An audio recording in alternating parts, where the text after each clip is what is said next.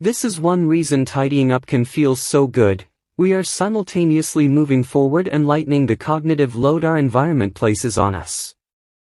If you look at the most habit-forming products, you'll notice that one of the things these goods and services do best is remove little bits of friction from your life.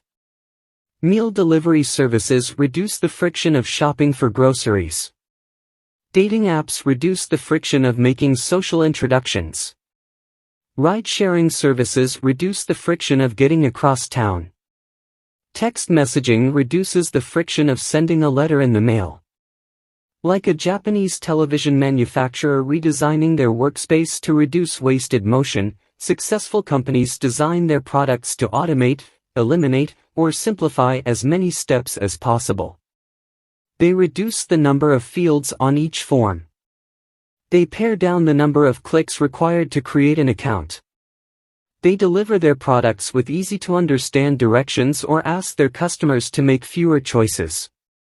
When the first voice-activated speakers were released, products like Google Home, Amazon Echo, and Apple HomePod, I asked a friend what he liked about the product he had purchased.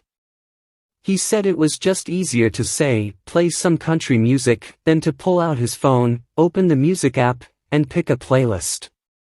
Of course, just a few years earlier, having unlimited access to music in your pocket was a remarkably frictionless behavior compared to driving to the store and buying a CD. Business is a never-ending quest to deliver the same result in an easier fashion. Similar strategies have been used effectively by governments. When the British government wanted to increase tax collection rates, they switched from sending citizens to a web page where the tax form could be downloaded to linking directly to the form. Reducing that one step in the process increased the response rate from 19.2% to 23.4%.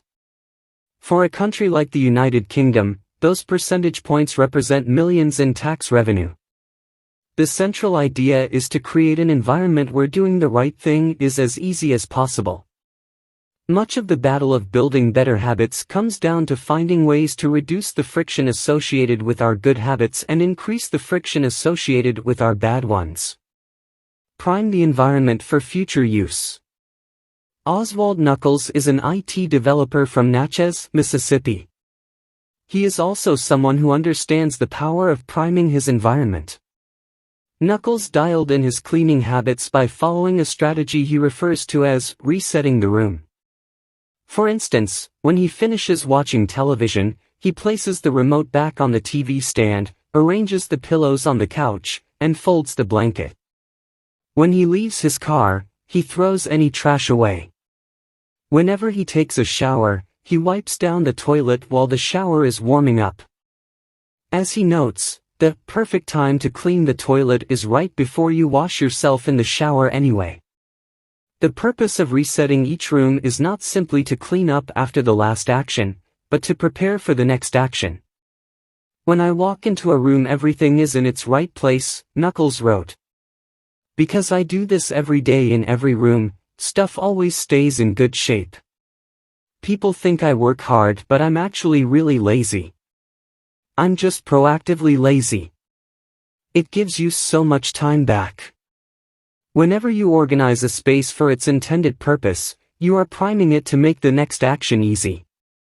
For instance, my wife keeps a box of greeting cards that are pre-sorted by occasion, birthday, sympathy, wedding, graduation, and more.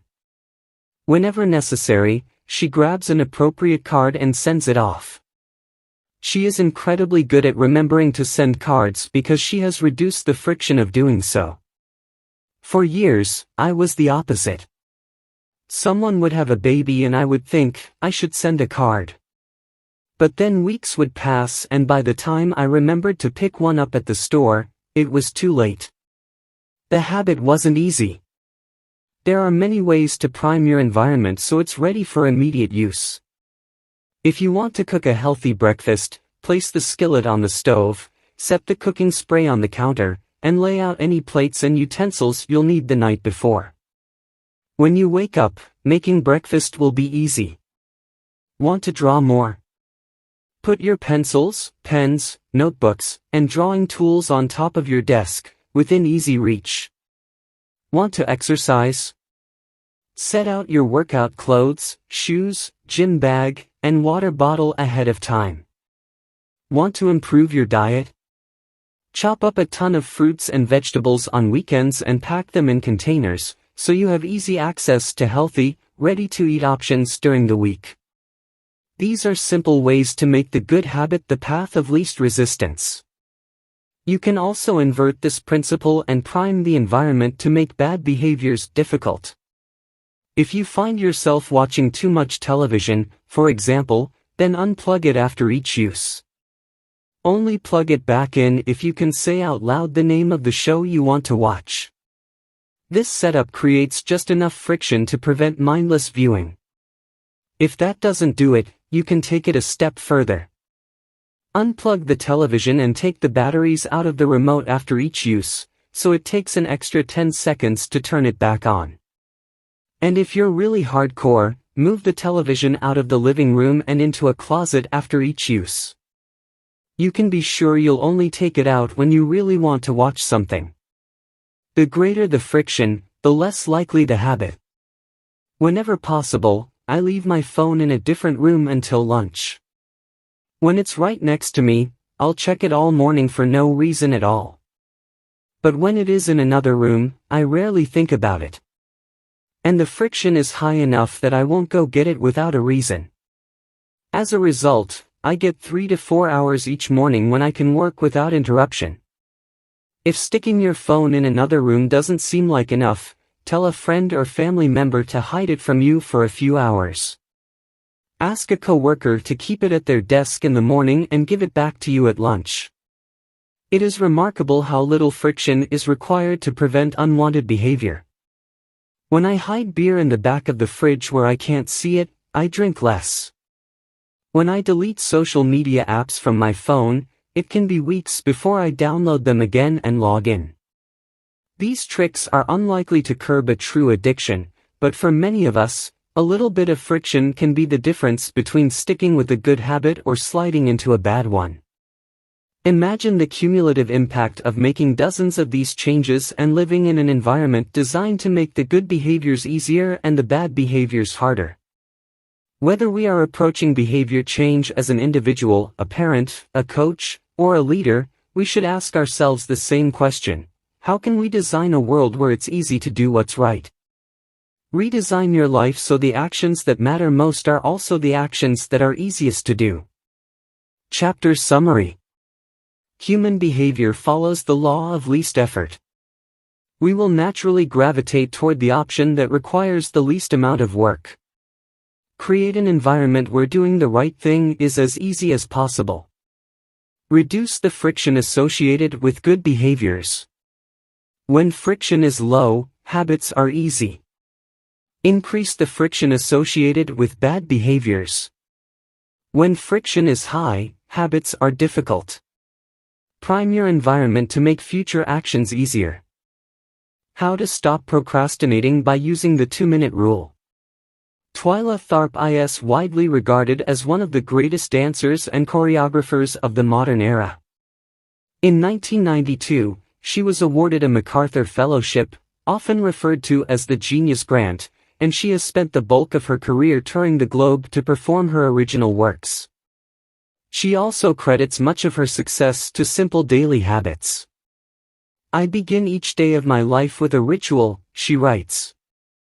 I wake up at 5:30 a.m., put on my workout clothes, my leg warmers, my sweatshirt, and my hat. I walk outside my Manhattan home, hail a taxi, and tell the driver to take me to the Pumping Iron Gym at 91st Street and 1st Avenue, where I work out for 2 hours. The ritual is not the stretching and weight training I put my body through each morning at the gym, the ritual is the cab. The moment I tell the driver where to go, I have completed the ritual. It's a simple act, but doing it the same way each morning habitualizes it, makes it repeatable, easy to do. It reduces the chance that I would skip it or do it differently. It is one more item in my arsenal of routines, and one less thing to think about. Hailing a cab each morning may be a tiny action, but it is a splendid example of the third law of behavior change. Researchers estimate that 40 to 50% of our actions on any given day are done out of habit. This is already a substantial percentage, but the true influence of your habits is even greater than these numbers suggest. Habits are automatic choices that influence the conscious decisions that follow.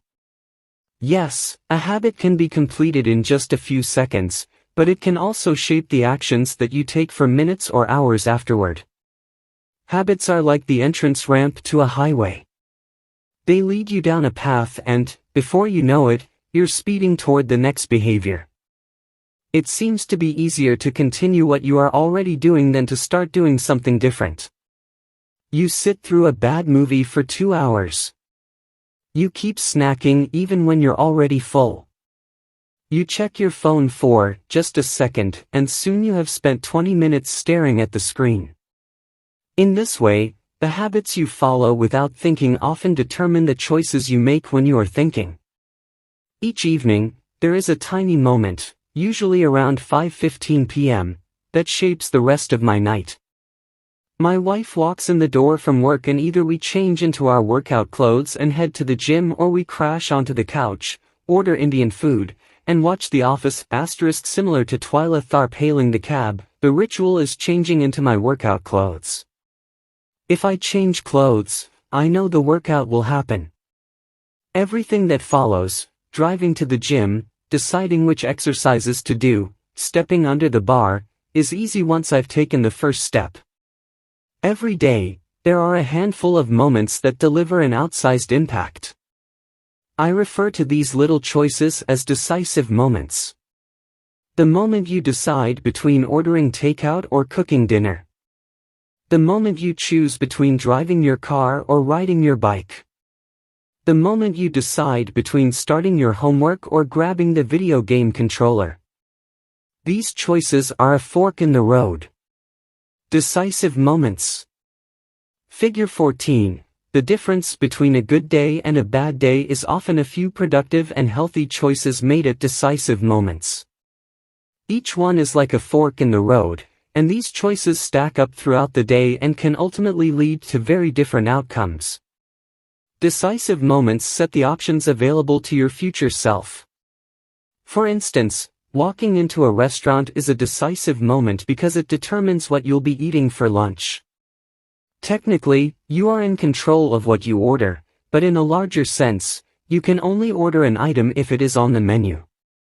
If you walk into a steakhouse, you can get a sirloin or a ribeye, but not sushi.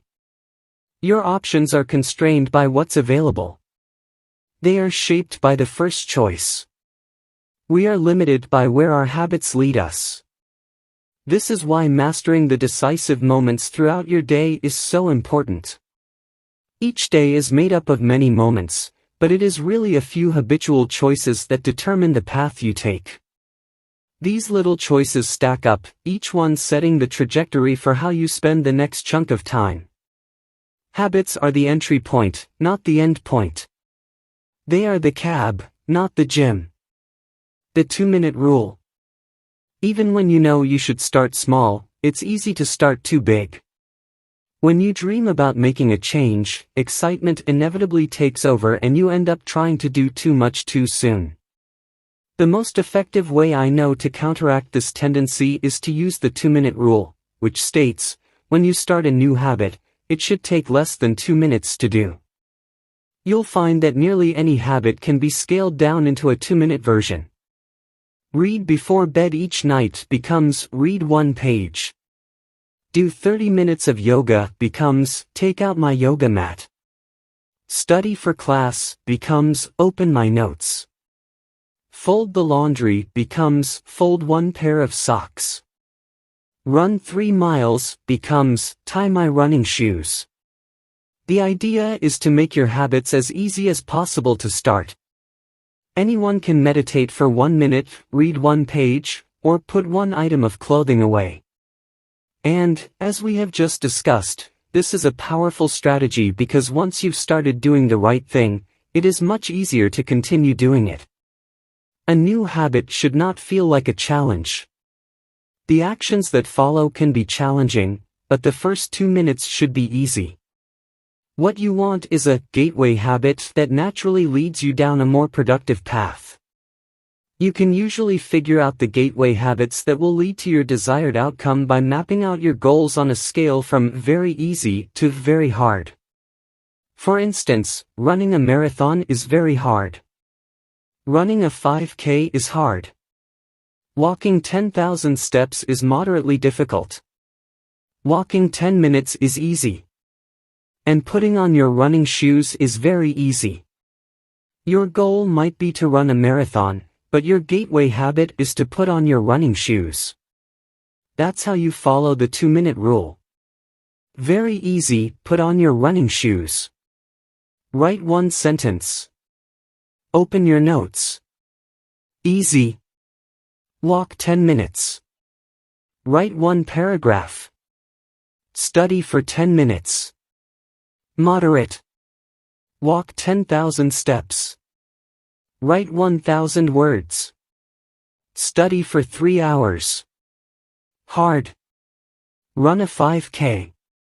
Write a 5,000-word article. Get straight A's. Very hard. Run a marathon. Write a book. Earn a PhD. People often think it's weird to get hyped about reading one page or meditating for 1 minute or making one sales call.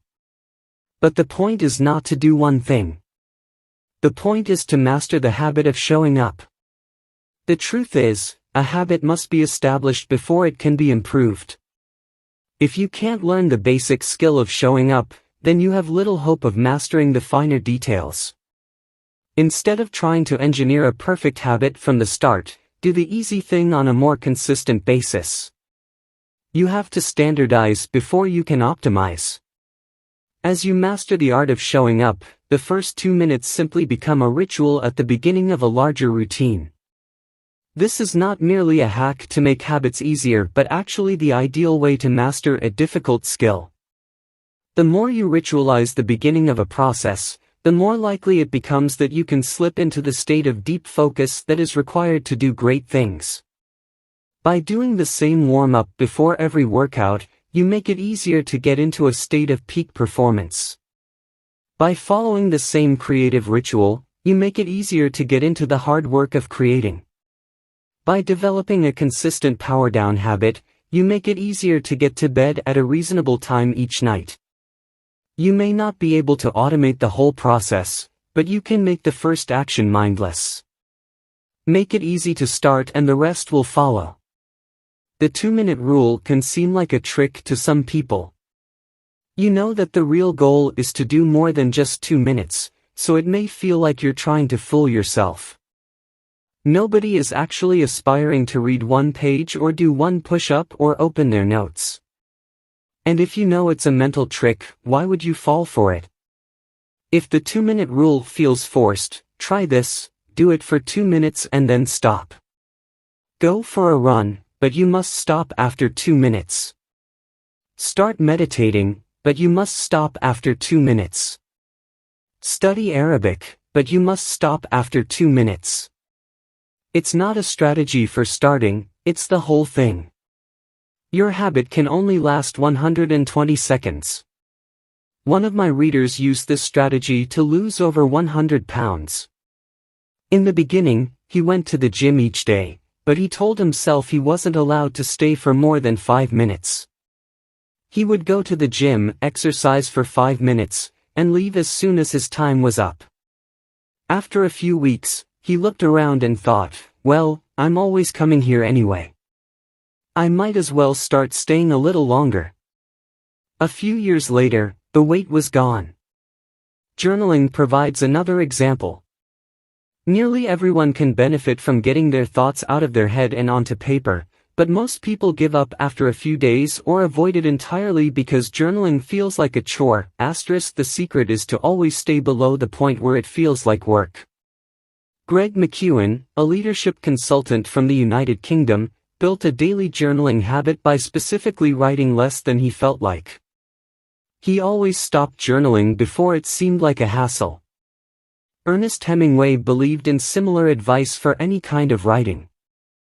The best way is to always stop when you are going good, he said. Strategies like this work for another reason, too. They reinforce the identity you want to build. If you show up at the gym 5 days in a row, even if it's just for 2 minutes, you are casting votes for your new identity. You're not worried about getting in shape. You're focused on becoming the type of person who doesn't miss workouts. You're taking the smallest action that confirms the type of person you want to be. We rarely think about change this way because everyone is consumed by the end goal. But one push-up is better than not exercising.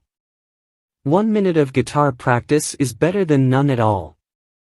1 minute of reading is better than never picking up a book. It's better to do less than you hope than to do nothing at all. At some point, once you've established the habit and you're showing up each day, you can combine the 2-minute rule with a technique we call habit shaping to scale your habit back up toward your ultimate goal. Start by mastering the first 2 minutes of the smallest version of the behavior. Then, advance to an intermediate step and repeat the process, focusing on just the first 2 minutes and mastering that stage before moving on to the next level. Eventually, you'll end up with the habit you had originally hoped to build while still keeping your focus where it should be, on the first 2 minutes of the behavior. Examples of habit shaping. Phase 1. Be home by 10 p.m. every night. Phase 2. Have all devices, TV, phone, etc., turned off by 10 p.m. every night. Phase 3. Be in bed by 10 p.m. every night, reading a book, talking with your partner. Phase 4. Lights off by 10 p.m. every night. Phase 5. Wake up at 6 a.m. every day. Becoming vegan. Phase 1. Start eating vegetables at each meal. Phase 2. Stop eating animals with 4 legs, cow, pig, lamb, etc. Phase 3. Stop eating animals with 2 legs, chicken, turkey, etc. Phase 4. Stop eating animals with no legs, fish, clams, scallops, etc. Phase 5. Stop eating all animal products, eggs, milk, cheese. Starting to exercise. Phase 1. Change into workout clothes. Phase 2. Step out the door, try taking a walk. Phase 3. Drive to the gym, exercise for 5 minutes, and leave. Phase 4. Exercise for 15 minutes at least once per week. Phase 5. Exercise 3 times per week. Nearly any larger life goal can be transformed into a 2-minute behavior. I want to live a healthy and long life, I need to stay in shape, I need to exercise, I need to change into my workout clothes. I want to have a happy marriage, I need to be a good partner, I should do something each day to make my partner's life easier, I should meal plan for next week. Whenever you are struggling to stick with a habit, you can employ the 2-minute rule. It's a simple way to make your habits easy. Chapter Summary. Habits can be completed in a few seconds but continue to impact your behavior for minutes or hours afterward. Many habits occur at decisive moments, choices that are like a fork in the road, and either send you in the direction of a productive day or an unproductive one.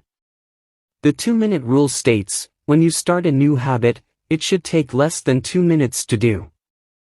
The more you ritualize the beginning of a process, the more likely it becomes that you can slip into the state of deep focus that is required to do great things. Standardize before you optimize. You can't improve a habit that doesn't exist. How to make good habits inevitable and bad habits impossible.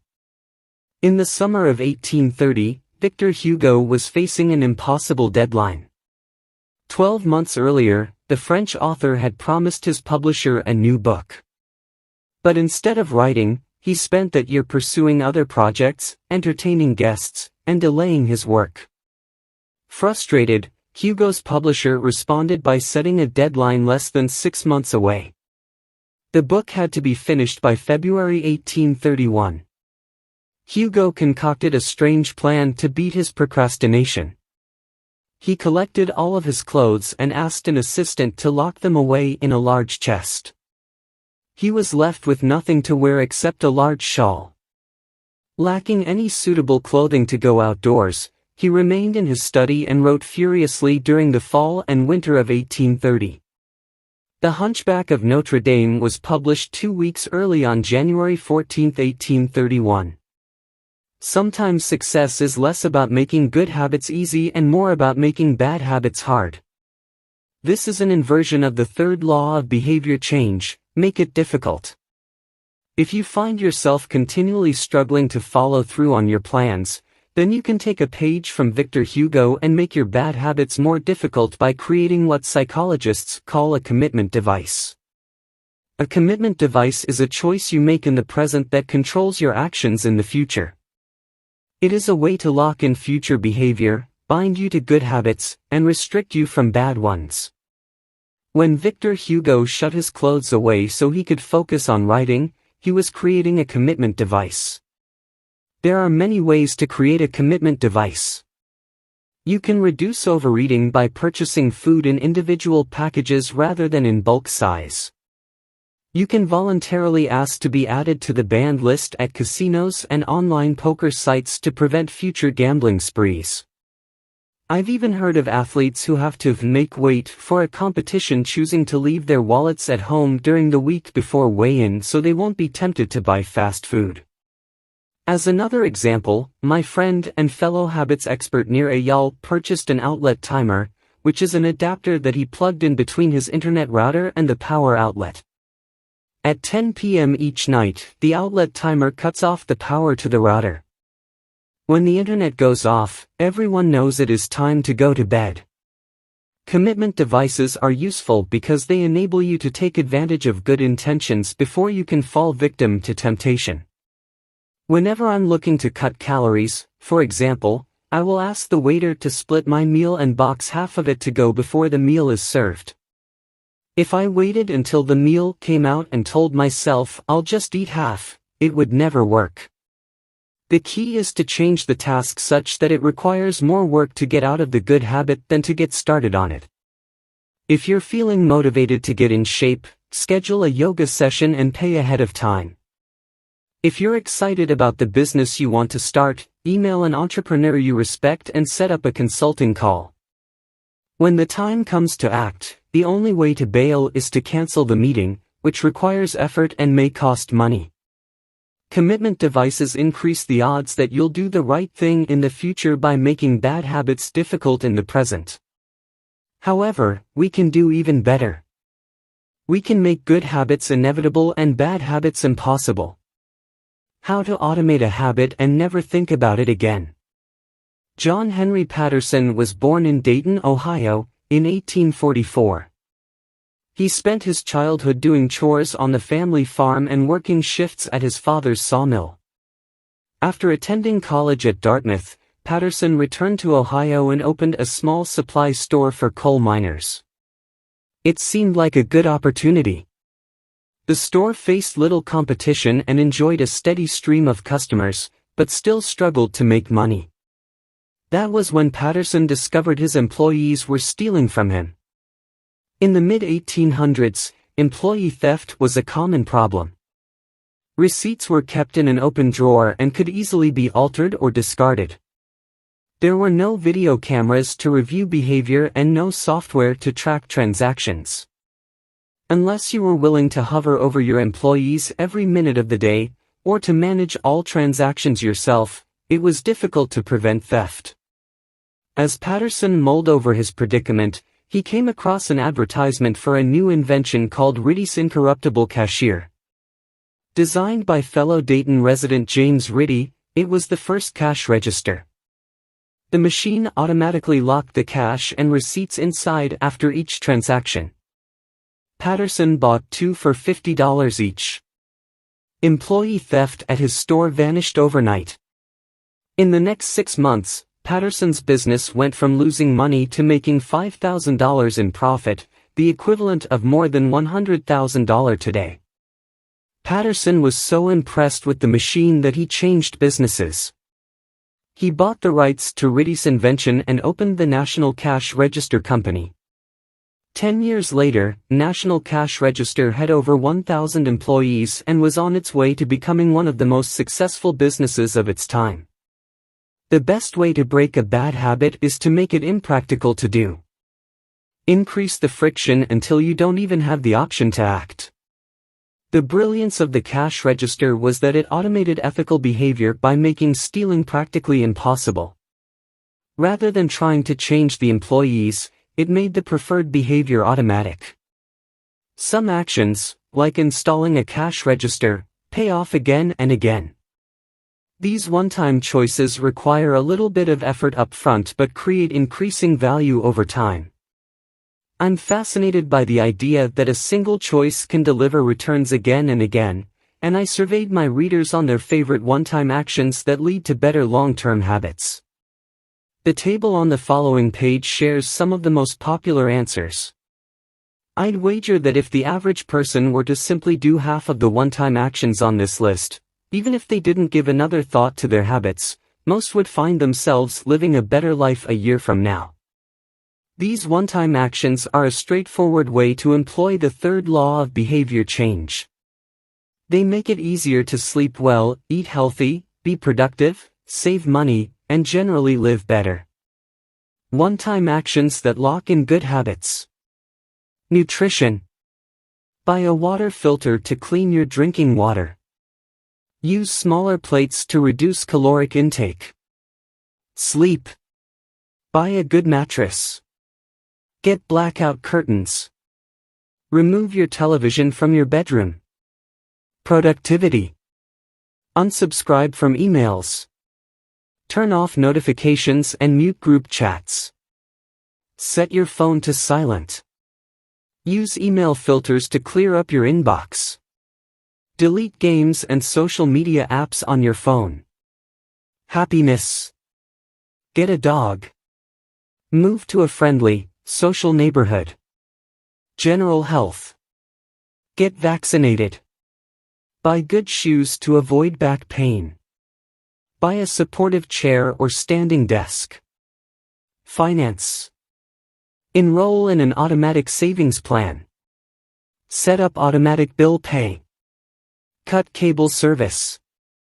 Ask service providers to lower your bills. Of course, there are many ways to automate good habits and eliminate bad ones. Typically, they involve putting technology to work for you. Technology can transform actions that were once hard, annoying, and complicated into behaviors that are easy, painless, and simple. It is the most reliable and effective way to guarantee the right behavior. This is particularly useful for behaviors that happen too infrequently to become habitual. Things you have to do monthly or yearly, like rebalancing your investment portfolio, are never repeated frequently enough to become a habit, so they benefit in particular from technology remembering to do them for you. Other examples include medicine. Prescriptions can be automatically refilled. Personal finance. Employees can save for retirement with an automatic wage deduction. Cooking. Meal delivery services can do your grocery shopping. Productivity. Social media browsing can be cut off with a website blocker. When you automate as much of your life as possible, you can spend your effort on the tasks machines cannot do yet. Each habit that we hand over to the authority of technology frees up time and energy to pour into the next stage of growth. As mathematician and philosopher Alfred North Whitehead wrote, civilization advances by extending the number of operations we can perform without thinking about them. Of course, the power of technology can work against us as well. Binge watching becomes a habit because you have to put more effort in to stop looking at the screen than to continue doing so. Instead of pressing a button to advance to the next episode, Netflix or YouTube will autoplay it for you. All you have to do is keep your eyes open. Technology creates a level of convenience that enables you to act on your smallest whims and desires. At the mere suggestion of hunger, you can have food delivered to your door. At the slightest hint of boredom, you can get lost in the vast expanse of social media. When the effort required to act on your desires becomes effectively zero, you can find yourself slipping into whatever impulse arises at the moment. The downside of automation is that we can find ourselves jumping from easy task to easy task without making time for more difficult, but ultimately more rewarding, work. I often find myself gravitating towards social media during any downtime. If I feel bored for just a fraction of a second, I reach for my phone. It's easy to write off these minor distractions as just taking a break, but over time they can accumulate into a serious issue.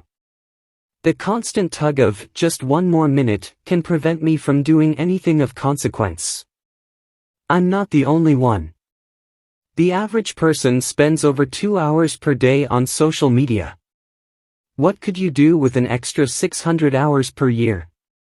During the year I was writing this book, I experimented with a new time management strategy. Every Monday, my assistant would reset the passwords on all my social media accounts, which logged me out on each device. All week I worked without distraction.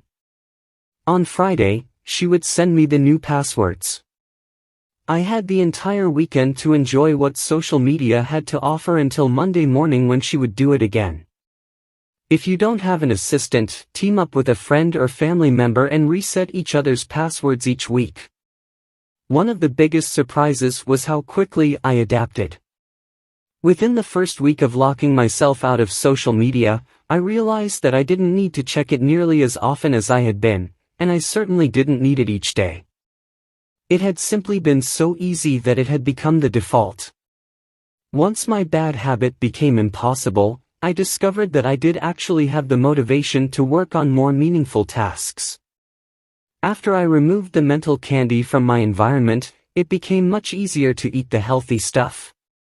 When working in your favor, automation can make your good habits inevitable and your bad habits impossible.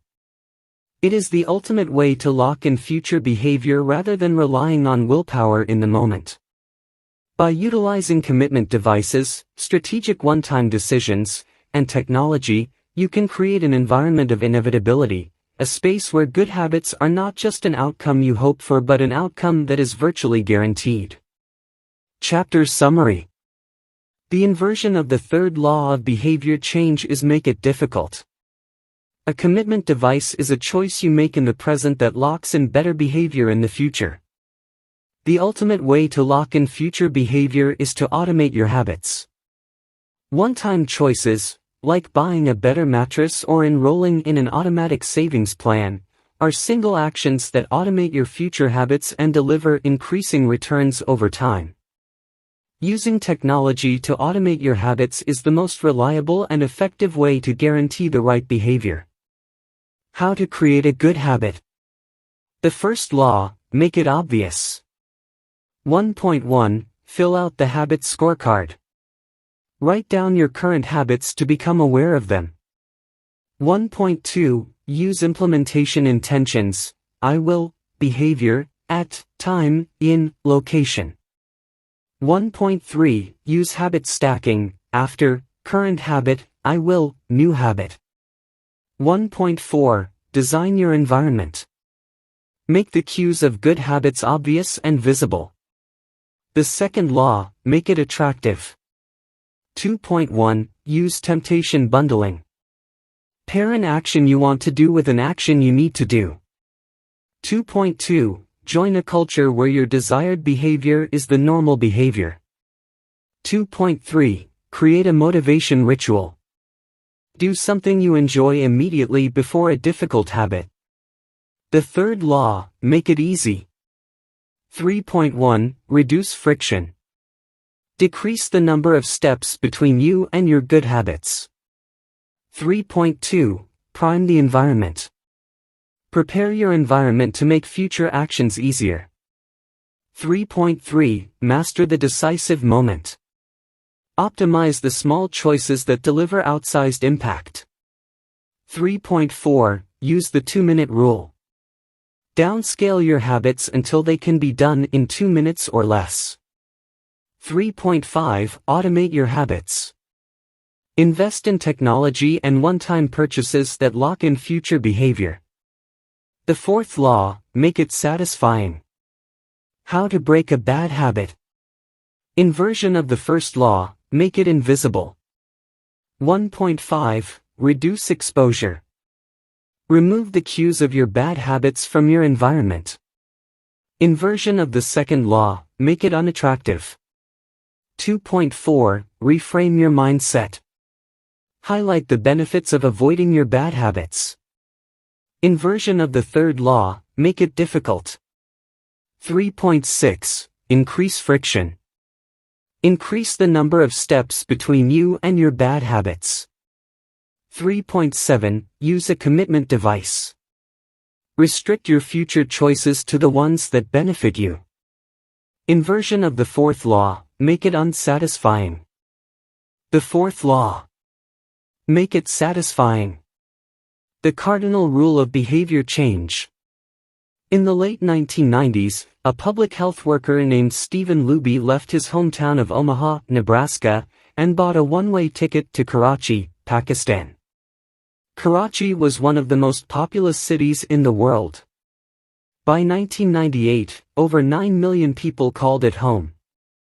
It was the economic center of Pakistan and a transportation hub, with some of the most active airports and seaports in the region. In the commercial parts of town, you could find all of the standard urban amenities and bustling downtown streets. But Karachi was also one of the least livable cities in the world. Over 60% of Karachi's residents lived in squatter settlements and slums. These densely packed neighborhoods were filled with makeshift houses cobbled together from old boards, cinder blocks, and other discarded materials. There was no waste removal system, no electricity grid, no clean water supply. When dry, the streets were a combination of dust and trash. When wet, they became a muddy pit of sewage. Mosquito colonies thrived in pools of stagnant water, and children played among the garbage. The unsanitary conditions lead to widespread illness and disease. Contaminated water sources caused epidemics of diarrhea, vomiting, and abdominal pain. Nearly 1/3 of the children living there were malnourished. With so many people crammed into such a small space, viruses and bacterial infections spread rapidly. It was this public health crisis that had brought Stephen Luby to Pakistan. Luby and his team realized that in an environment with poor sanitation, the simple habit of washing your hands could make a real difference in the health of the residents. But they soon discovered that many people were already aware that hand washing was important. And yet, despite this knowledge, many residents were washing their hands in a haphazard fashion. Some people would just run their hands under the water quickly. Others would only wash one hand. Many would simply forget to wash their hands before preparing food. Everyone said hand washing was important, but few people made a habit out of it. The problem wasn't knowledge. The problem was consistency. That was when Luby and his team partnered with Procter & Gamble to supply the neighborhood with Safeguard soap. Compared to your standard bar of soap, using Safeguard was a more enjoyable experience. In Pakistan, Safeguard was a premium soap, Luby told me. The study participants commonly mentioned how much they liked it. The soap foamed easily, and people were able to lather their hands with suds. It smelled great. Instantly, hand washing became slightly more pleasurable. I see the goal of hand-washing promotion not as behavior change but as habit adoption, Luby said. It is a lot easier for people to adopt a product that provides a strong positive sensory signal, for example the mint taste of toothpaste, than it is to adopt a habit that does not provide pleasurable sensory feedback, like flossing one's teeth. The marketing team at Procter & Gamble talked about trying to create a positive hand-washing experience. Within months, the researchers saw a rapid shift in the health of children in the neighborhood. The rate of diarrhea fell by 52%, pneumonia by 48%, and impetigo, a bacterial skin infection, by 35%. The long-term effects were even better. We went back to some of the households in Karachi 6 years after, Luby told me. Over 95% of households who had been given the soap for free and encouraged to wash their hands had a hand-washing station with soap and water available when our study team visited.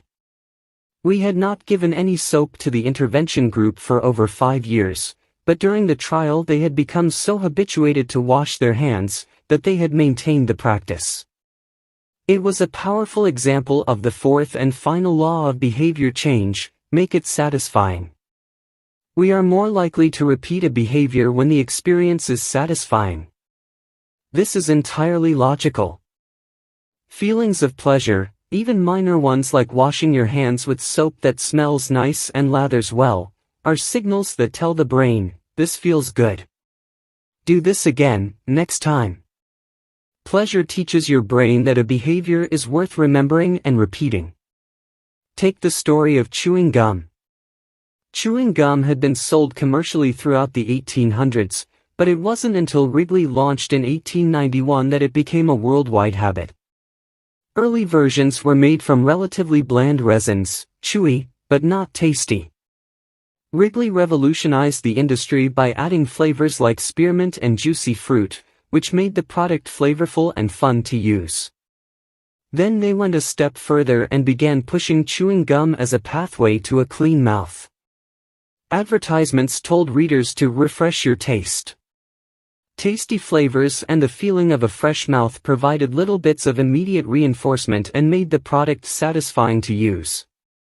Consumption skyrocketed, and Wrigley became the largest chewing gum company in the world.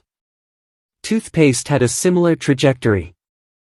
Manufacturers enjoyed great success when they added flavors like spearmint, peppermint, and cinnamon to their products.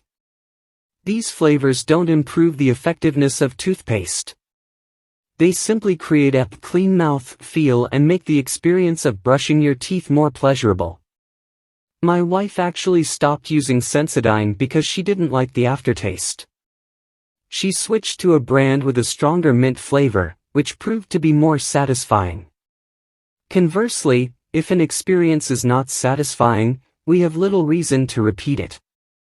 In my research, I came across the story of a woman who had a narcissistic relative who drove her nuts. In an attempt to spend less time with this egomaniac, she acted as dull and as boring as possible whenever he was around. Within a few encounters, he started avoiding her because he found her so uninteresting. Stories like these are evidence of the cardinal rule of behavior change: what is rewarded is repeated. What is punished is avoided. You learn what to do in the future based on what you were rewarded for doing, or punished for doing, in the past. Positive emotions cultivate habits.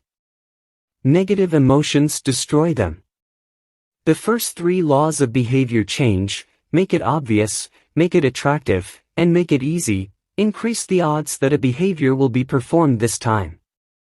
The fourth law of behavior change: make it satisfying, increases the odds that a behavior will be repeated next time. It completes the habit loop. But there is a trick. We are not looking for just any type of satisfaction. We are looking for immediate satisfaction. The mismatch between immediate and delayed rewards. Imagine you're an animal roaming the plains of Africa, a giraffe or an elephant or a lion. On any given day, most of your decisions have an immediate impact. You are always thinking about what to eat or where to sleep or how to avoid a predator.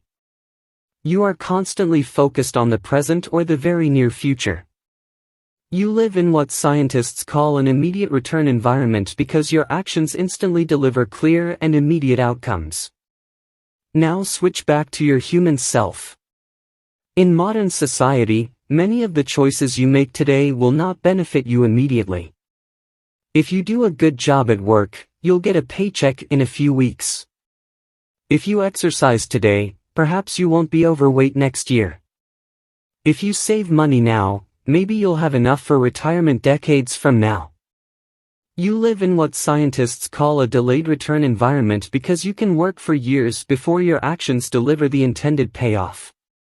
The human brain did not evolve for life in a delayed return environment. The earliest remains of modern humans, known as Homo sapiens sapiens, are approximately 200,000 years old. These were the first humans to have a brain relatively similar to ours. In particular, the neocortex, the newest part of the brain and the region responsible for higher functions like language, was roughly the same size 200,000 years ago as today. If you're willing to wait for the rewards, you'll face less competition and often get a bigger payoff. As the saying goes, the last mile is always the least crowded. This is precisely what research has shown. People who are better at delaying gratification have higher SAT scores, lower levels of substance abuse, lower likelihood of obesity, better responses to stress, and superior social skills. We've all seen this play out in our own lives. If you delay watching television and get your homework done, you'll generally learn more and get better grades. If you don't buy desserts and chips at the store, you'll often eat healthier food when you get home.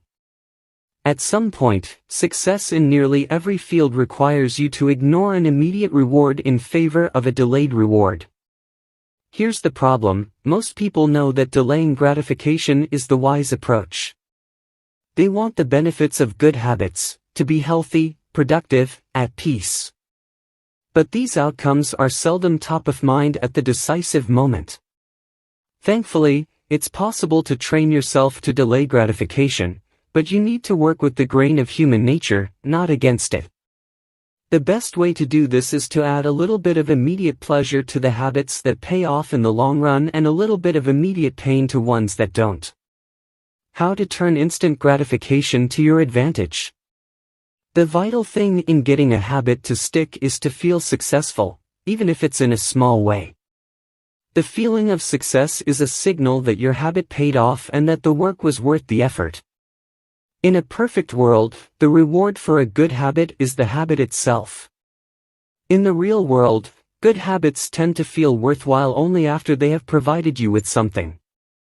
Early on, it's all sacrifice.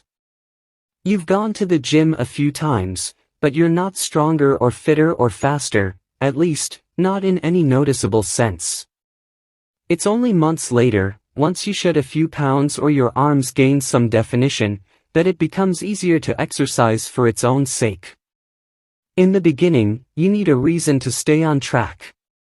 This is why immediate rewards are essential. They keep you excited while the delayed rewards accumulate in the background. What we're really talking about here, when we're discussing immediate rewards, is the ending of a behavior. The ending of any experience is vital because we tend to remember it more than other phases. You want the ending of your habit to be satisfying. The best approach is to use reinforcement, which refers to the process of using an immediate reward to increase the rate of a behavior.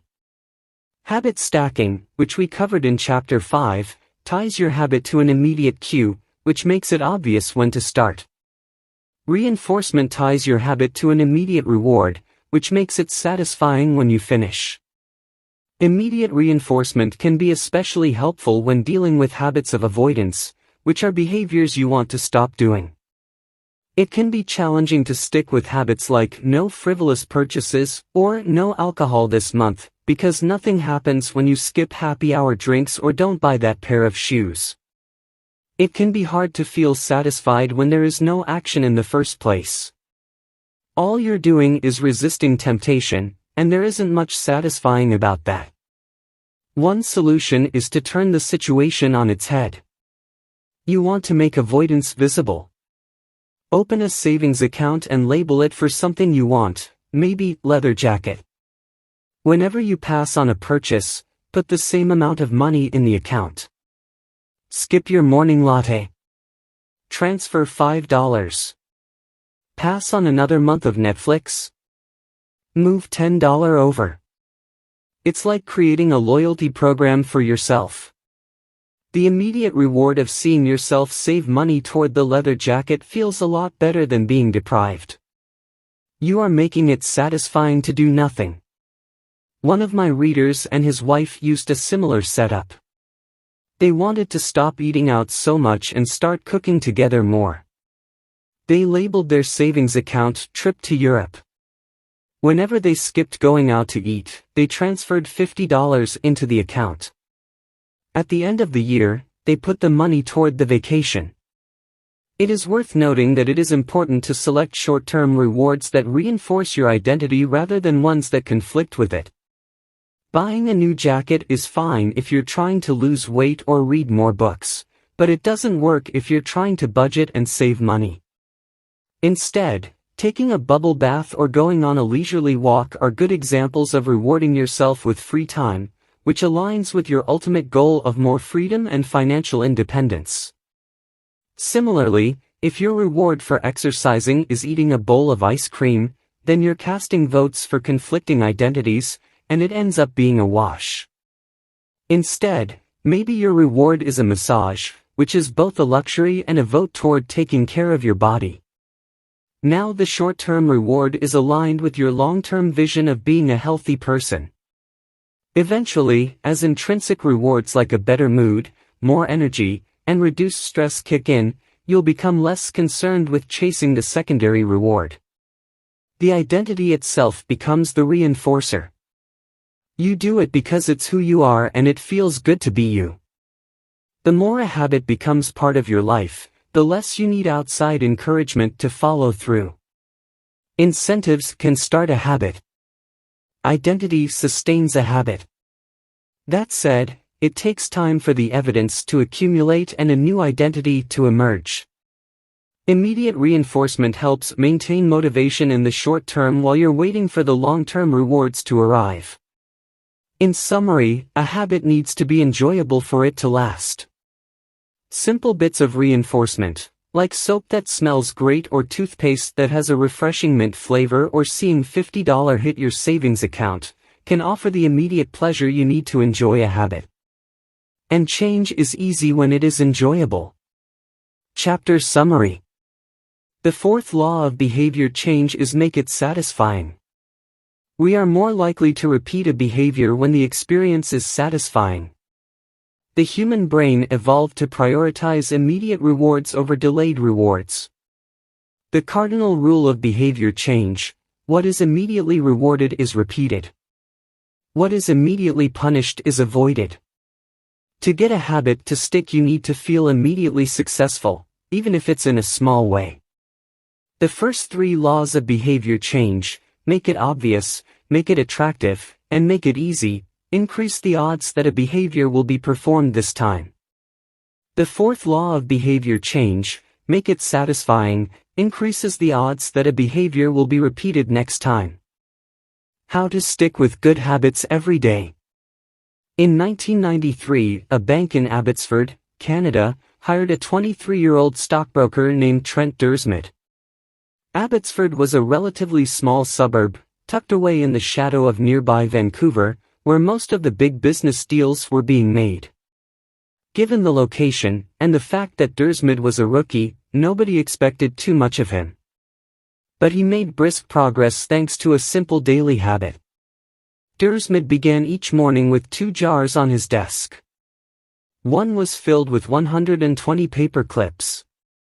The other was empty. As soon as he settled in each day, he would make a sales call.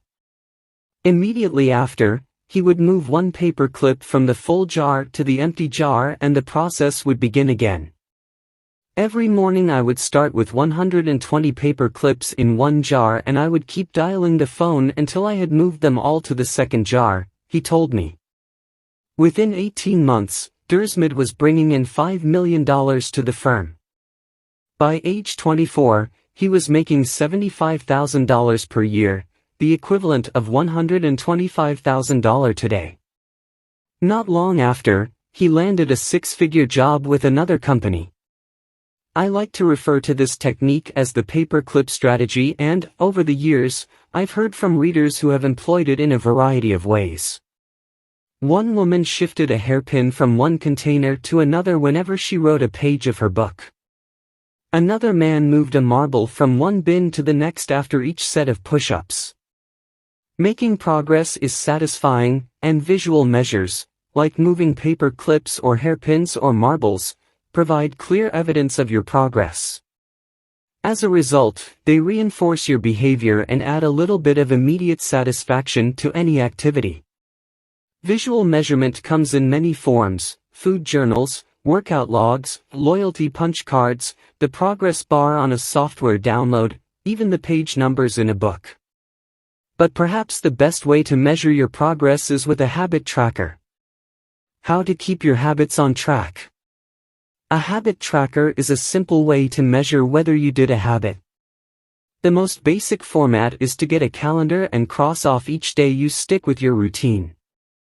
For example, if you meditate on Monday, Wednesday, and Friday, each of those dates gets an X. As time rolls by, the calendar becomes a record of your habit streak. Countless people have tracked their habits, but perhaps the most famous was Benjamin Franklin. Beginning at age 20, Franklin carried a small booklet everywhere he went and used it to track 13 personal virtues. This list included goals like lose no time, be always employed in something useful, and avoid trifling conversation. At the end of each day, Franklin would open his booklet and record his progress. Jerry Seinfeld reportedly uses a habit tracker to stick with his streak of writing jokes.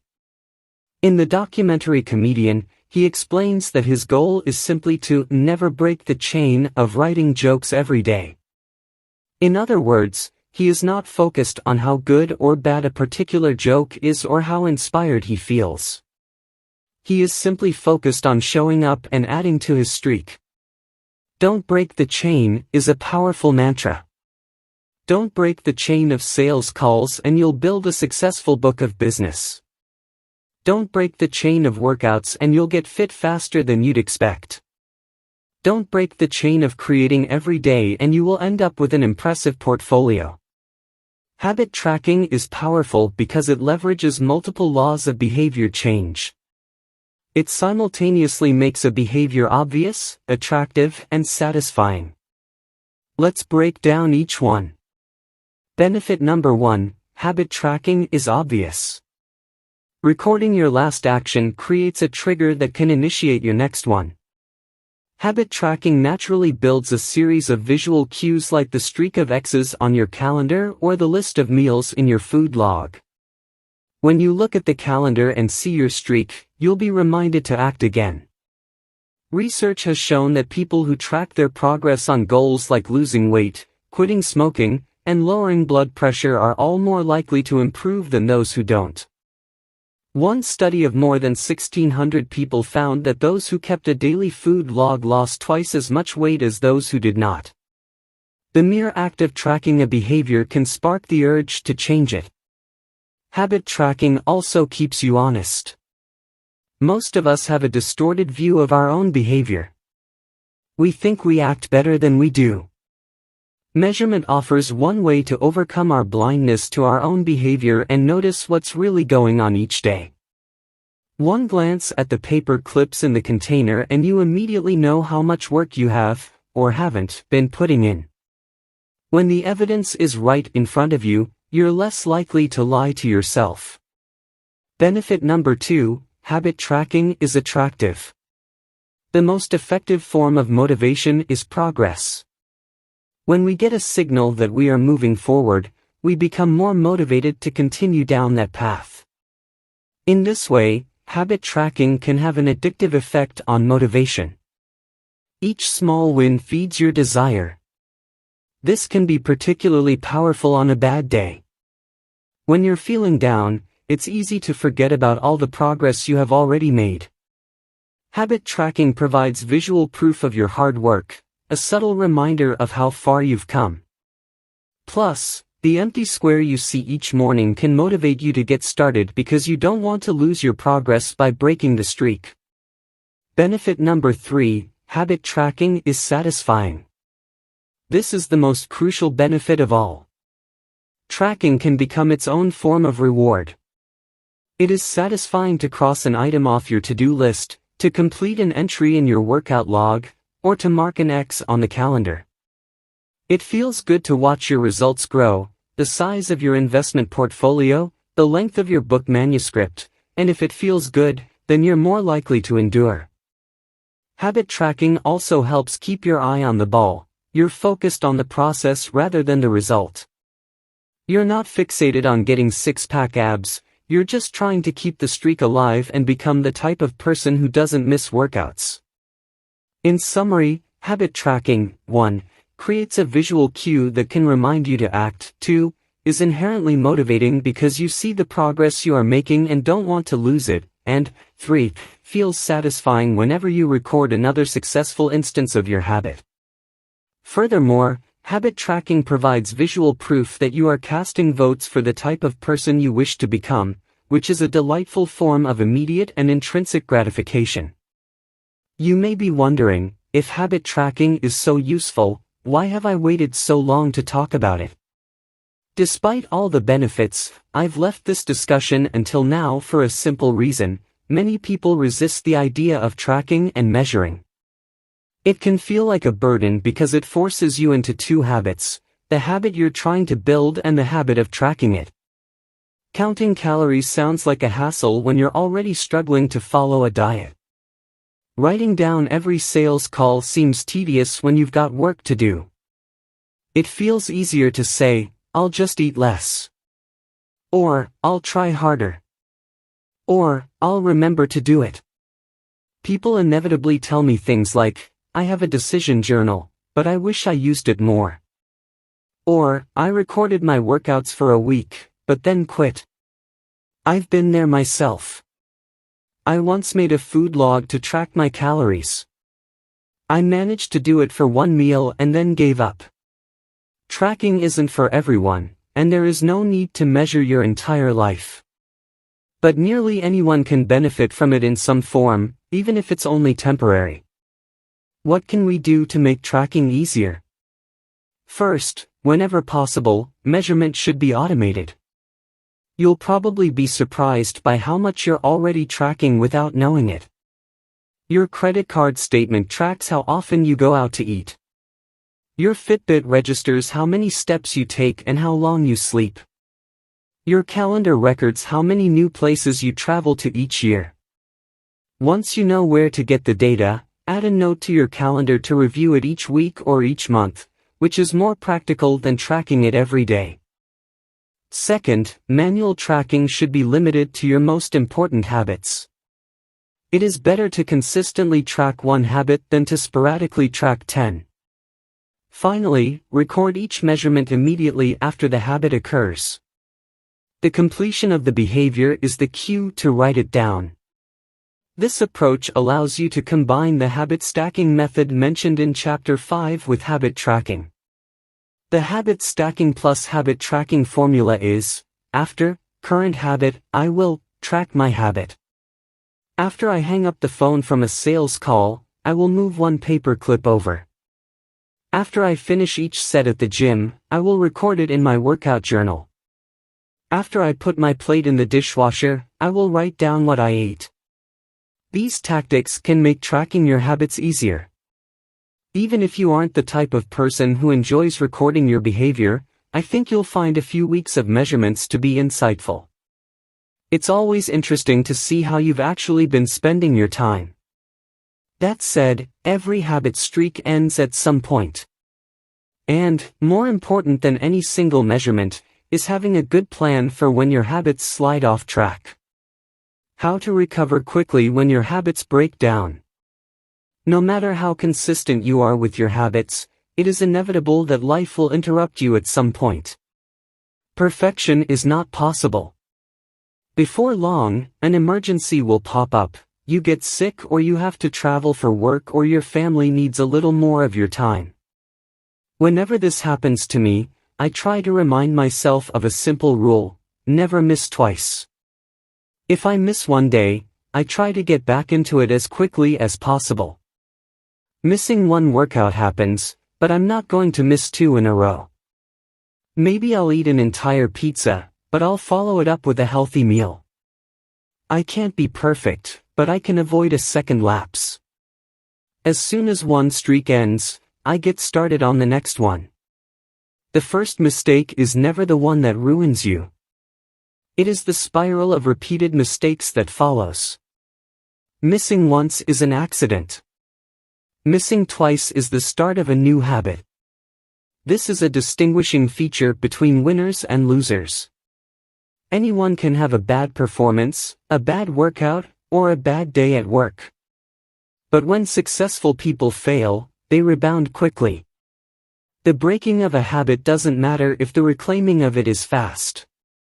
I think this principle is so important that I'll stick to it even if I can't do a habit as well or as completely as I would like. Too often, we fall into an all-or-nothing cycle with our habits. The problem is not slipping up, the problem is thinking that if you can't do something perfectly, then you shouldn't do it at all. You don't realize how valuable it is to just show up on your bad, or busy, days.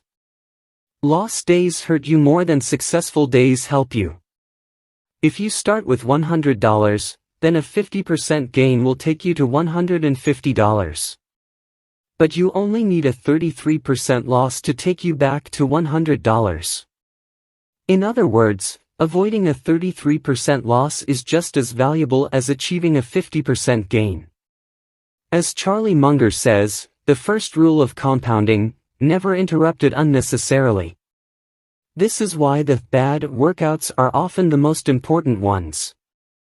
Sluggish days and bad workouts maintain the compound gains you accrued from previous good days. Simply doing something, 10 squats, 5 sprints, a push-up, anything really, is huge.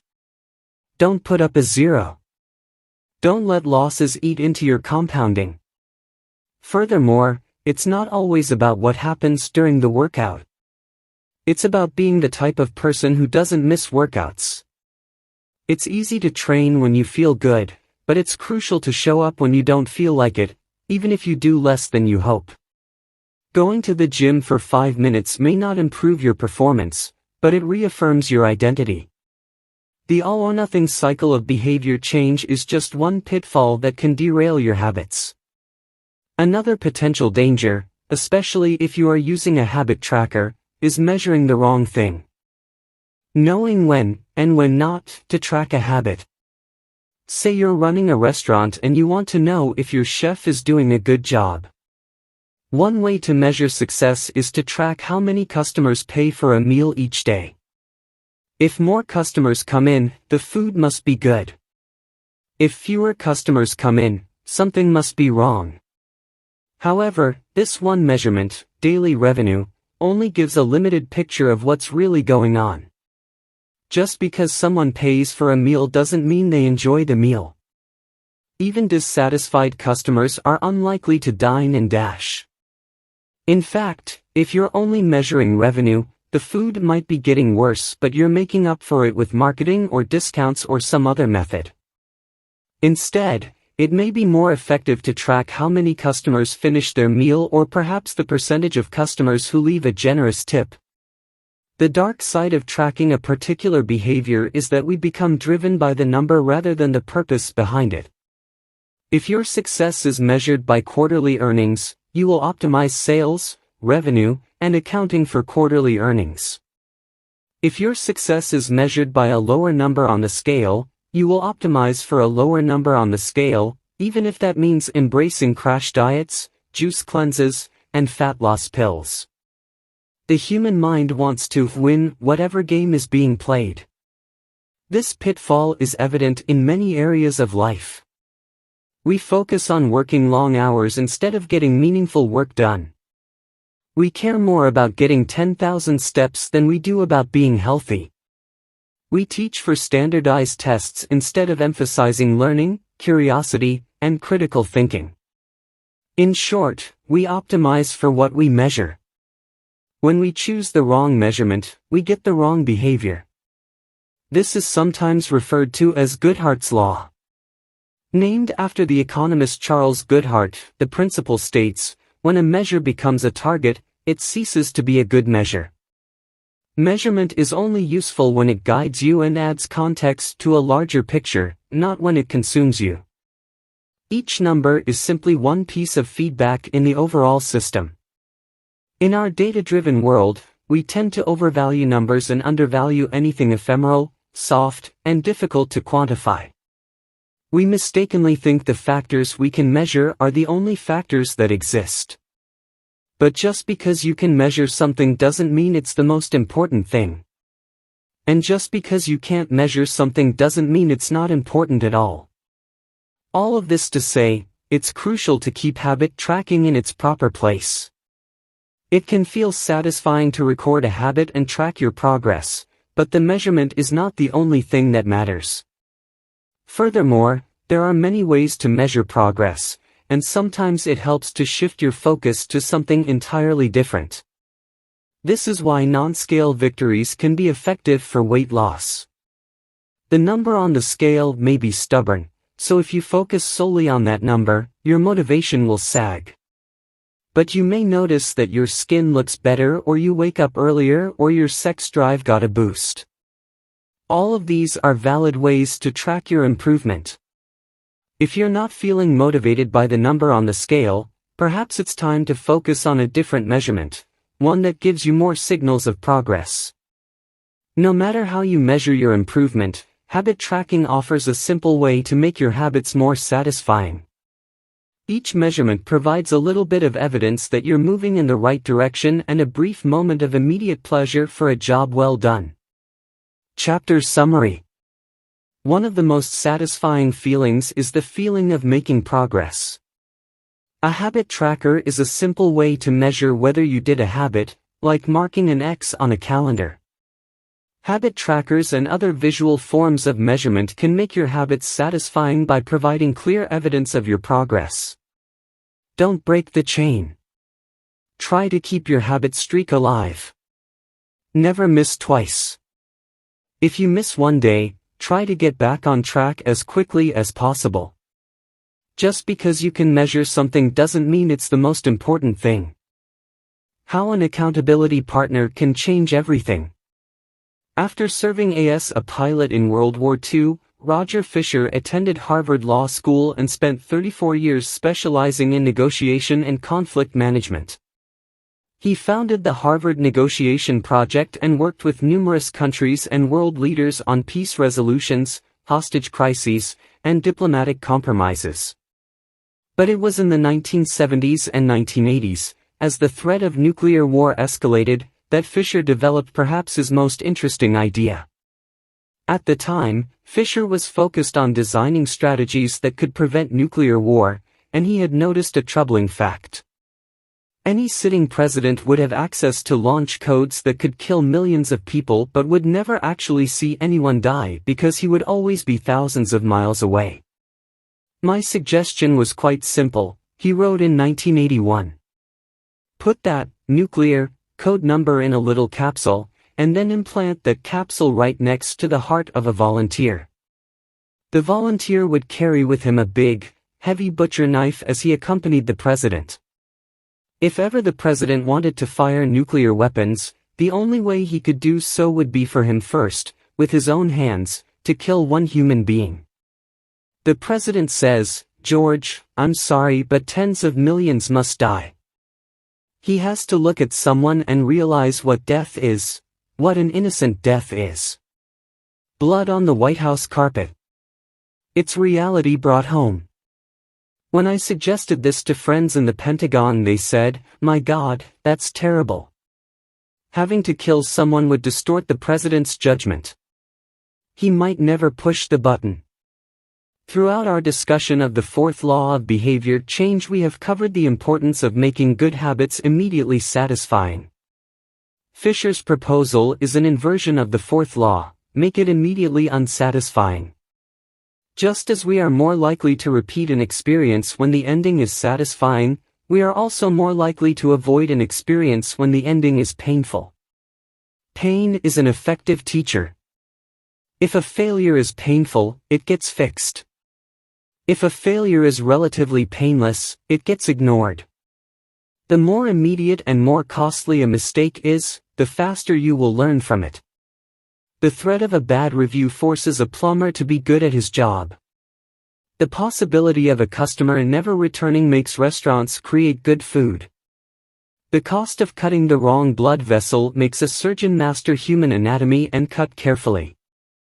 When the consequences are severe, people learn quickly. The more immediate the pain, the less likely the behavior.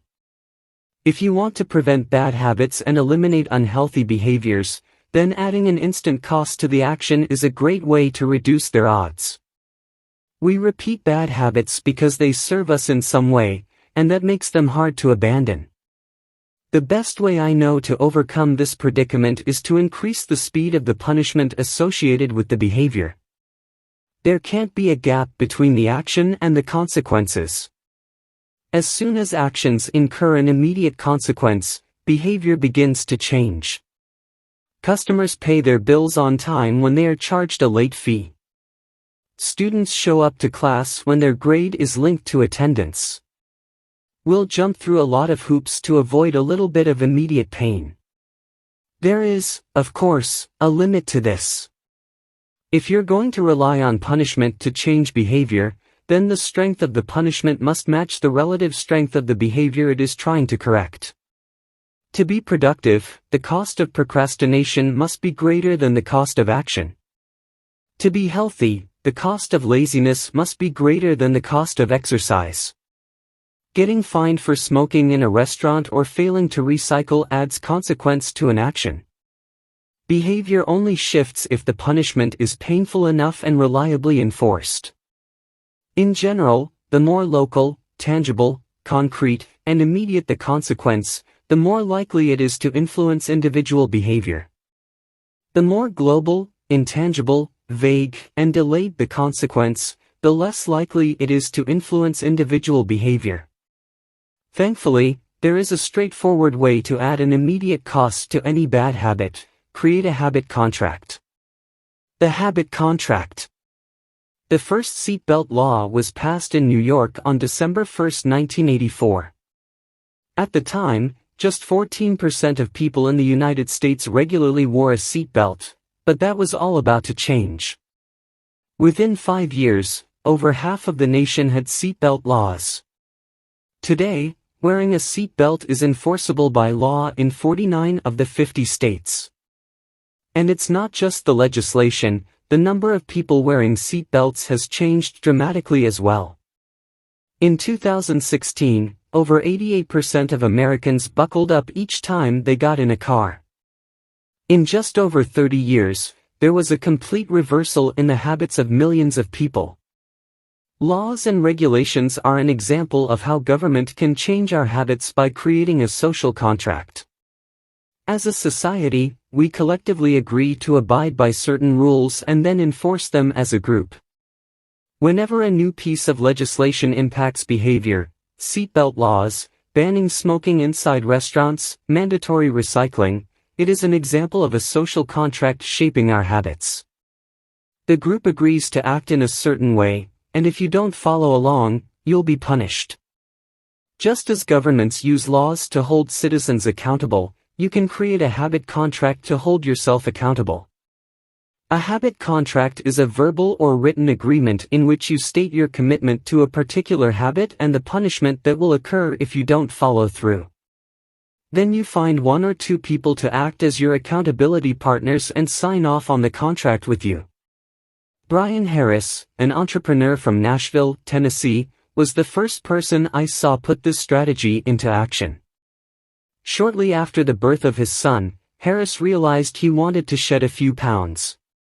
He wrote up a habit contract between himself, his wife, and his personal trainer. The first version read, Brian's number 1 objective for Q1 of 2017 is to start eating correctly again so he feels better, looks better, and is able to hit his long-term goal of 200 pounds at 10% body fat. Below that statement, Harris laid out a roadmap for achieving his ideal outcome. Phase number 1, get back to a strict, slow-carb diet in Q1. Phase number 2, start a strict macronutrient tracking program in Q2. Phase number 3, refine and maintain the details of his diet and workout program in Q3. Finally, he wrote out each of the daily habits that would get him to his goal. For example, write down all food that he consumes each day and weigh himself each day. And then he listed the punishment if he failed. If Brian doesn't do these 2 items, then the following consequence will be enforced. He will have to dress up each workday and each Sunday morning for the rest of the quarter. Dress up is defined as not wearing jeans, t-shirts, hoodies, or shorts. He will also give Joey, his trainer, $200 to use as he sees fit if he misses 1 day of logging food. At the bottom of the page, Harris, his wife, and his trainer all signed the contract.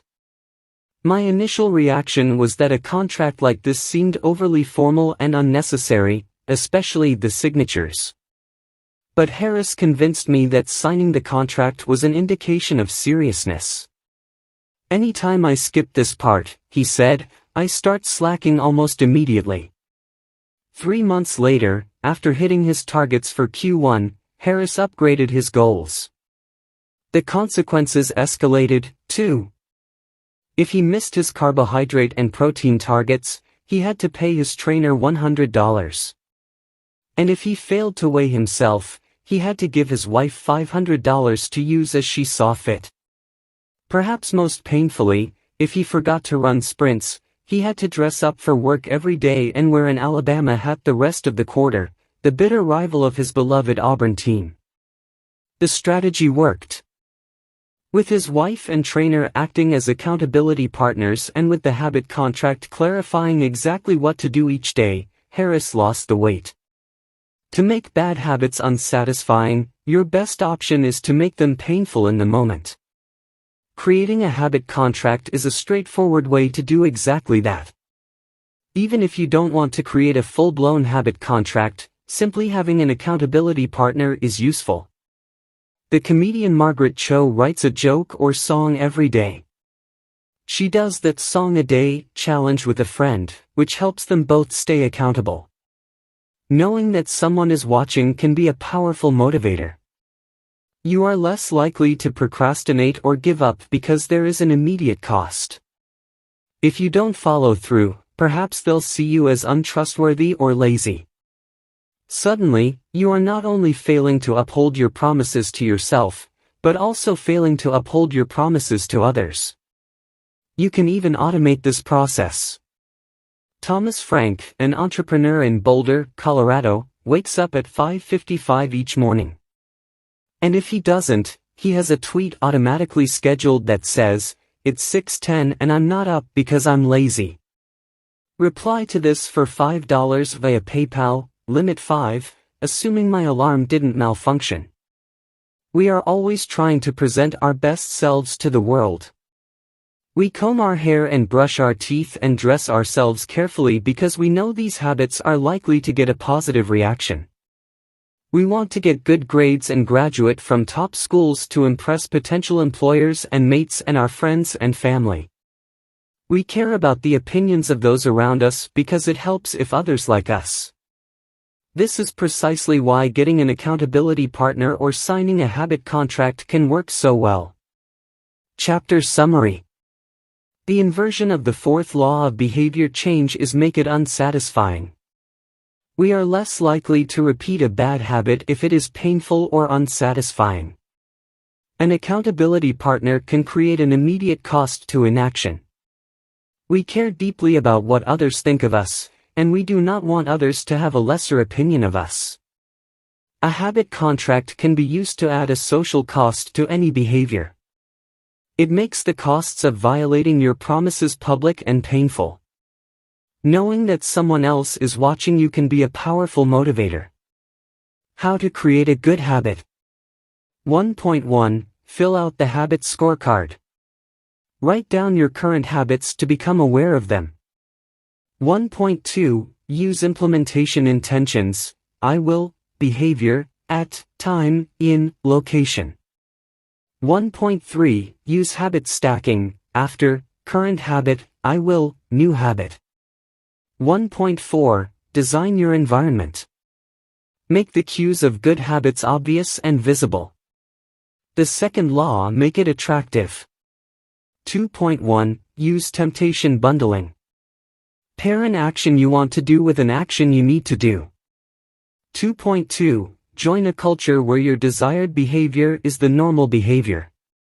2.3. Create a motivation ritual. Do something you enjoy immediately before a difficult habit. The third law, make it easy. 3.1. Reduce friction.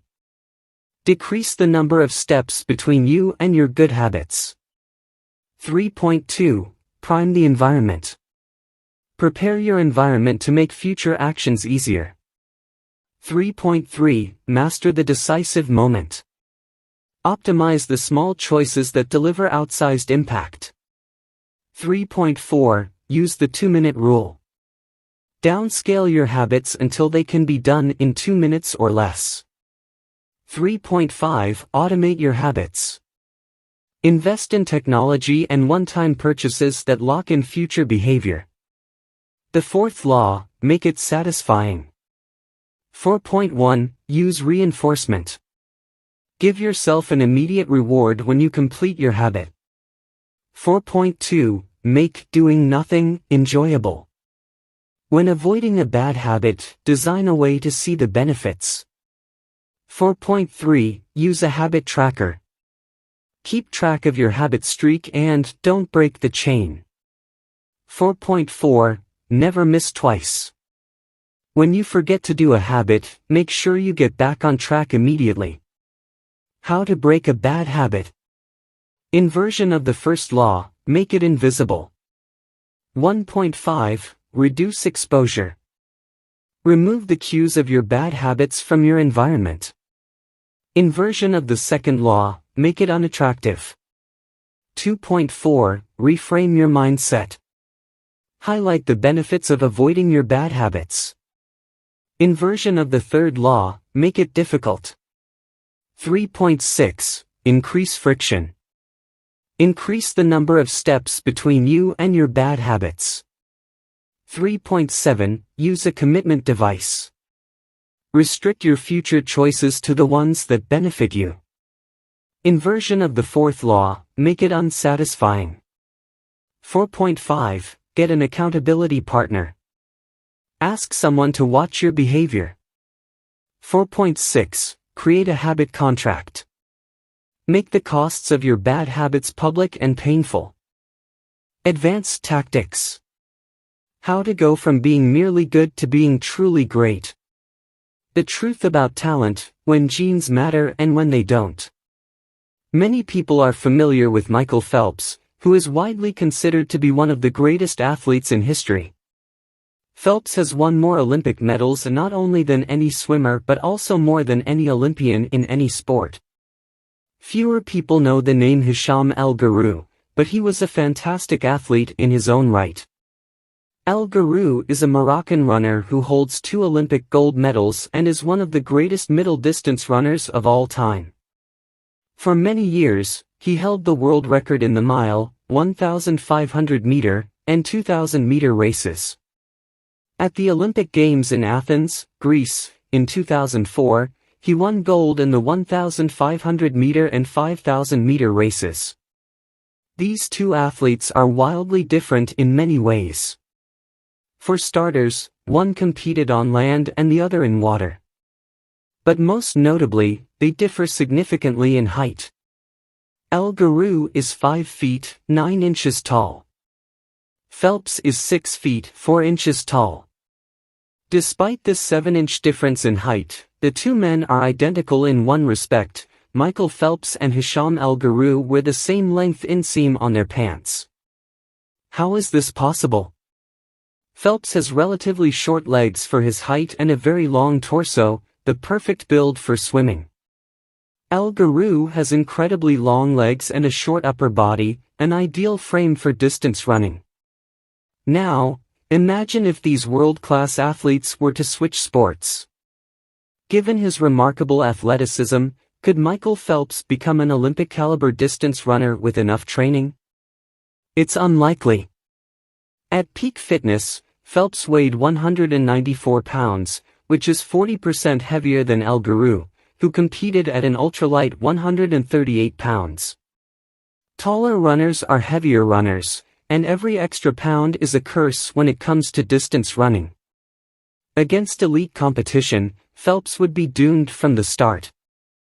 Similarly, El Guru might be one of the best runners in history, but it's doubtful he would ever qualify for the Olympics as a swimmer. Since 1976, the average height of Olympic gold medalists in the men's 1,500-meter run is 5 feet, 10 inches. In comparison, the average height of Olympic gold medalists in the men's 100-meter freestyle swim is 6 feet, 4 inches. Swimmers tend to be tall and have long backs and arms, which are ideal for pulling through the water. El Guru would be at a severe disadvantage before he ever touched the pool. The secret to maximizing your odds of success is to choose the right field of competition. This is just as true with habit change as it is with sports and business. Habits are easier to perform, and more satisfying to stick with, when they align with your natural inclinations and abilities. Like Michael Phelps in the pool or Hisham El Guru on the track, you want to play a game where the odds are in your favor. Embracing this strategy requires the acceptance of the simple truth that people are born with different abilities. Some people don't like to discuss this fact. On the surface, your genes seem to be fixed, and it's no fun to talk about things you cannot control. Plus, phrases like biological determinism makes it sound like certain individuals are destined for success and others doomed to failure. But this is a short-sighted view of the influence of genes on behavior. The strength of genetics is also their weakness. Genes cannot be easily changed, which means they provide a powerful advantage in favorable circumstances and a serious disadvantage in unfavorable circumstances. If you want to dunk a basketball, being 7 feet tall is very useful. If you want to perform a gymnastics routine, being 7 feet tall is a great hindrance. Our environment determines the suitability of our genes and the utility of our natural talents. When our environment changes, so do the qualities that determine success. This is true not just for physical characteristics but for mental ones as well. I'm smart if you ask me about habits and human behavior, not so much when it comes to knitting, rocket propulsion, or guitar chords. Competence is highly dependent on context. The people at the top of any competitive field are not only well-trained, they are also well-suited to the task. And this is why, if you want to be truly great, selecting the right place to focus is crucial. In short, genes do not determine your destiny. They determine your areas of opportunity. As physician Gabor Mate notes, genes can predispose, but they don't predetermine. The areas where you are genetically predisposed to success are the areas where habits are more likely to be satisfying. The key is to direct your effort toward areas that both excite you and match your natural skills, to align your ambition with your ability. The obvious question is, how do I figure out where the odds are in my favor? How do I identify the opportunities and habits that are right for me? The first place we will look for an answer is by understanding your personality. How your personality influences your habits. Your genes are operating beneath the surface of every habit. Indeed, beneath the surface of every behavior. Genes have been shown to influence everything from the number of hours you spend watching television to your likelihood to marry or divorce to your tendency to get addicted to drugs, alcohol, or nicotine. There's a strong genetic component to how obedient or rebellious you are when facing authority, how vulnerable or resistant you are to stressful events, how proactive or reactive you tend to be, and even how captivated or bored you feel during sensory experiences like attending a concert. As Robert Plowman, a behavioral geneticist at King's College in London, told me, it is now at the point where we have stopped testing to see if traits have a genetic component because we literally can't find a single one that isn't influenced by our genes. Bundled together, your unique cluster of genetic traits predispose you to a particular personality. Your personality is the set of characteristics that is consistent from situation to situation. The most proven scientific analysis of personality traits is known as the Big Five, which breaks them down into 5 spectrums of behavior. 1. Openness to experience, from curious and inventive on one end to cautious and consistent on the other. 2. Conscientiousness, organized and efficient to easygoing and spontaneous. 3. Extroversion, outgoing and energetic to solitary and reserved, you likely know them as extroverts versus introverts. 4. Agreeableness, friendly and compassionate to challenging and detached. 5. Neuroticism, anxious and sensitive to confident, calm, and stable. All 5 characteristics have biological underpinnings. Extroversion, for instance, can be tracked from birth. If scientists play a loud noise in the nursing ward, some babies turn toward it while others turn away. When the researchers tracked these children through life, they found that the babies who turned toward the noise were more likely to grow up to be extroverts. Those who turned away were more likely to become introverts. People who are high in agreeableness are kind, considerate, and warm. They also tend to have higher natural oxytocin levels, a hormone that plays an important role in social bonding, increases feelings of trust, and can act as a natural antidepressant. You can easily imagine how someone with more oxytocin might be inclined to build habits like writing thank you notes or organizing social events. As a third example, consider neuroticism, which is a personality trait all people possess to various degrees. People who are high in neuroticism tend to be anxious and worry more than others. This trait has been linked to hypersensitivity of the amygdala, the portion of the brain responsible for noticing threats. In other words, people who are more sensitive to negative cues in their environment are more likely to score high in neuroticism. Our habits are not solely determined by our personalities, but there is no doubt that our genes nudge us in a certain direction. Our deeply rooted preferences make certain behaviors easier for some people than for others. You don't have to apologize for these differences or feel guilty about them, but you do have to work with them. A person who scores lower on conscientiousness, for example, will be less likely to be orderly by nature and may need to rely more heavily on environment design to stick with good habits. As a reminder for the less conscientious readers among us, environment design is a strategy we discussed in chapters 6 and 12. The takeaway is that you should build habits that work for your personality. People can get ripped working out like a bodybuilder, but if you prefer rock climbing or cycling or rowing, then shape your exercise habit around your interests. If your friend follows a low-carb diet but you find that low-fat works for you, then more power to you. If you want to read more, don't be embarrassed if you prefer steamy romance novels over non-fiction. Read whatever fascinates you. You don't have to build the habits everyone tells you to build. Choose the habit that best suits you, not the one that is most popular. There is a version of every habit that can bring you joy and satisfaction. Find it. Habits need to be enjoyable if they are going to stick. This is the core idea behind the fourth law. Tailoring your habits to your personality is a good start, but this is not the end of the story. Let's turn our attention to finding and designing situations where you're at a natural advantage. How to find a game where the odds are in your favor. Learning to play a game where the odds are in your favor is critical for maintaining motivation and feeling successful. In theory, you can enjoy almost anything. In practice, you are more likely to enjoy the things that come easily to you. People who are talented in a particular area tend to be more competent at that task and are then praised for doing a good job. They stay energized because they are making progress where others have failed, and because they get rewarded with better pay and bigger opportunities, which not only makes them happier but also propels them to produce even higher quality work. It's a virtuous cycle. Pick the right habit and progress is easy. Pick the wrong habit and life is a struggle. How do you pick the right habit?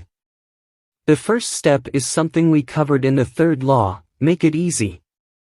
In many cases, when people pick the wrong habit, it simply means they picked a habit that was too difficult. When a habit is easy, you are more likely to be successful. When you are successful, you are more likely to feel satisfied. However, there is another level to consider. In the long run, if you continue to advance and improve, any area can become challenging.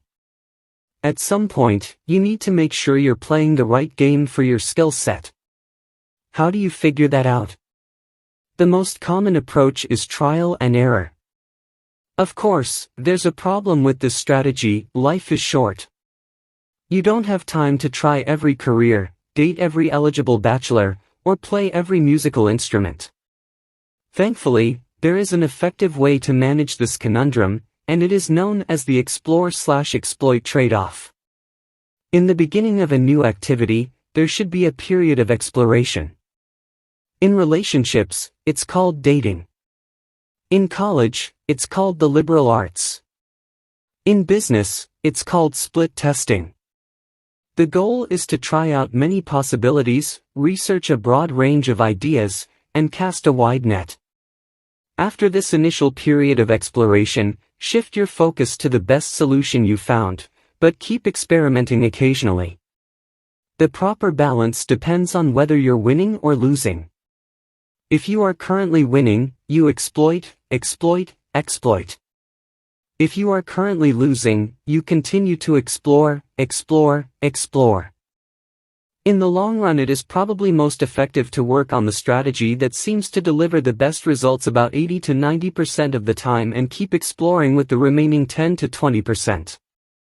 Google famously asks employees to spend 80% of the workweek on their official job and 20% on projects of their choice, which has led to the creation of blockbuster products like AdWords and Gmail. The optimal approach also depends on how much time you have.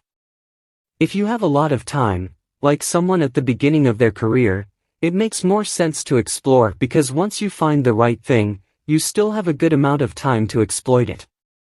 If you're pressed for time, say, as you come up on the deadline for a project, you should implement the best solution you've found so far and get some results.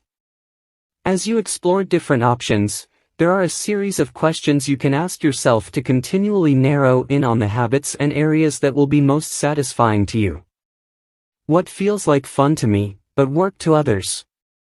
The mark of whether you are made for a task is not whether you love it but whether you can handle the pain of the task easier than most people. When are you enjoying yourself while other people are complaining? The work that hurts you less than it hurts others is the work you were made to do. What makes me lose track of time? Flow is the mental state you enter when you are so focused on the task at hand that the rest of the world fades away. This blend of happiness and peak performance is what athletes and performers experience when they are in the zone. It is nearly impossible to experience a flow state and not find the task satisfying at least to some degree. Where do I get greater returns than the average person? We are continually comparing ourselves to those around us, and a behavior is more likely to be satisfying when the comparison is in our favor. When I started writing at jamesclear.com, my email list grew very quickly. I wasn't quite sure what I was doing well, but I knew that results seemed to be coming faster for me than for some of my colleagues, which motivated me to keep writing. What comes naturally to me? For just a moment, ignore what you have been taught. Ignore what society has told you. Ignore what others expect of you. Look inside yourself and ask, what feels natural to me? When have I felt alive? When have I felt like the real me? No internal judgments or people-pleasing. No second-guessing or self-criticism. Just feelings of engagement and enjoyment. Whenever you feel authentic and genuine, you are headed in the right direction. To be honest, some of this process is just luck. Michael Phelps and Hisham El-Guru were lucky to be born with a rare set of abilities that are highly valued by society and to be placed in the ideal environment for those abilities. We all have limited time on this planet, and the truly great among us are the ones who not only work hard but also have the good fortune to be exposed to opportunities that favor us. But what if you don't want to leave it up to luck? If you can't find a game where the odds are stacked in your favor, create one. Scott Adams, the cartoonist behind Dilbert, says, everyone has at least a few areas in which they could be in the top 25% with some effort. In my case, I can draw better than most people, but I'm hardly an artist. And I'm not any funnier than the average stand-up comedian who never makes it big, but I'm funnier than most people. The magic is that few people can draw well and write jokes. It's the combination of the two that makes what I do so rare. And when you add in my business background, suddenly I had a topic that few cartoonists could hope to understand without living it. When you can't win by being better, you can win by being different. By combining your skills, you reduce the level of competition, which makes it easier to stand out. You can shortcut the need for a genetic advantage or for years of practice by rewriting the rules. A good player works hard to win the game everyone else is playing. A great player creates a new game that favors their strengths and avoids their weaknesses. In college, I designed my own major, biomechanics, which was a combination of physics, chemistry, biology, and anatomy. I wasn't smart enough to stand out among the top physics or biology majors, so I created my own game. And because it suited me, I was only taking the courses I was interested in. Studying felt like less of a chore. It was also easier to avoid the trap of comparing myself to everyone else. After all, nobody else was taking the same combination of classes, so who could say if they were better or worse? Specialization is a powerful way to overcome the accident of bad genetics. The more you master a specific skill, the harder it becomes for others to compete with you. Many bodybuilders are stronger than the average arm wrestler, but even a massive bodybuilder may lose at arm wrestling because the arm wrestling champ has very specific strength. Even if you're not the most naturally gifted, you can often win by being the best in a very narrow category. Boiling water will soften a potato but harden an egg. You can't control whether you're a potato or an egg, but you can decide to play a game where it's better to be hard or soft. If you can find a more favorable environment, you can transform the situation from one where the odds are against you to one where they are in your favor. How to get the most out of your genes. Our genes do not eliminate the need for hard work. They clarify it. They tell us what to work hard on. Once we realize our strengths, we know where to spend our time and energy. We know which types of opportunities to look for and which types of challenges to avoid. The better we understand our nature, the better our strategy can be. Biological differences matter. Even so, it's more productive to focus on whether you are fulfilling your own potential than comparing yourself to someone else.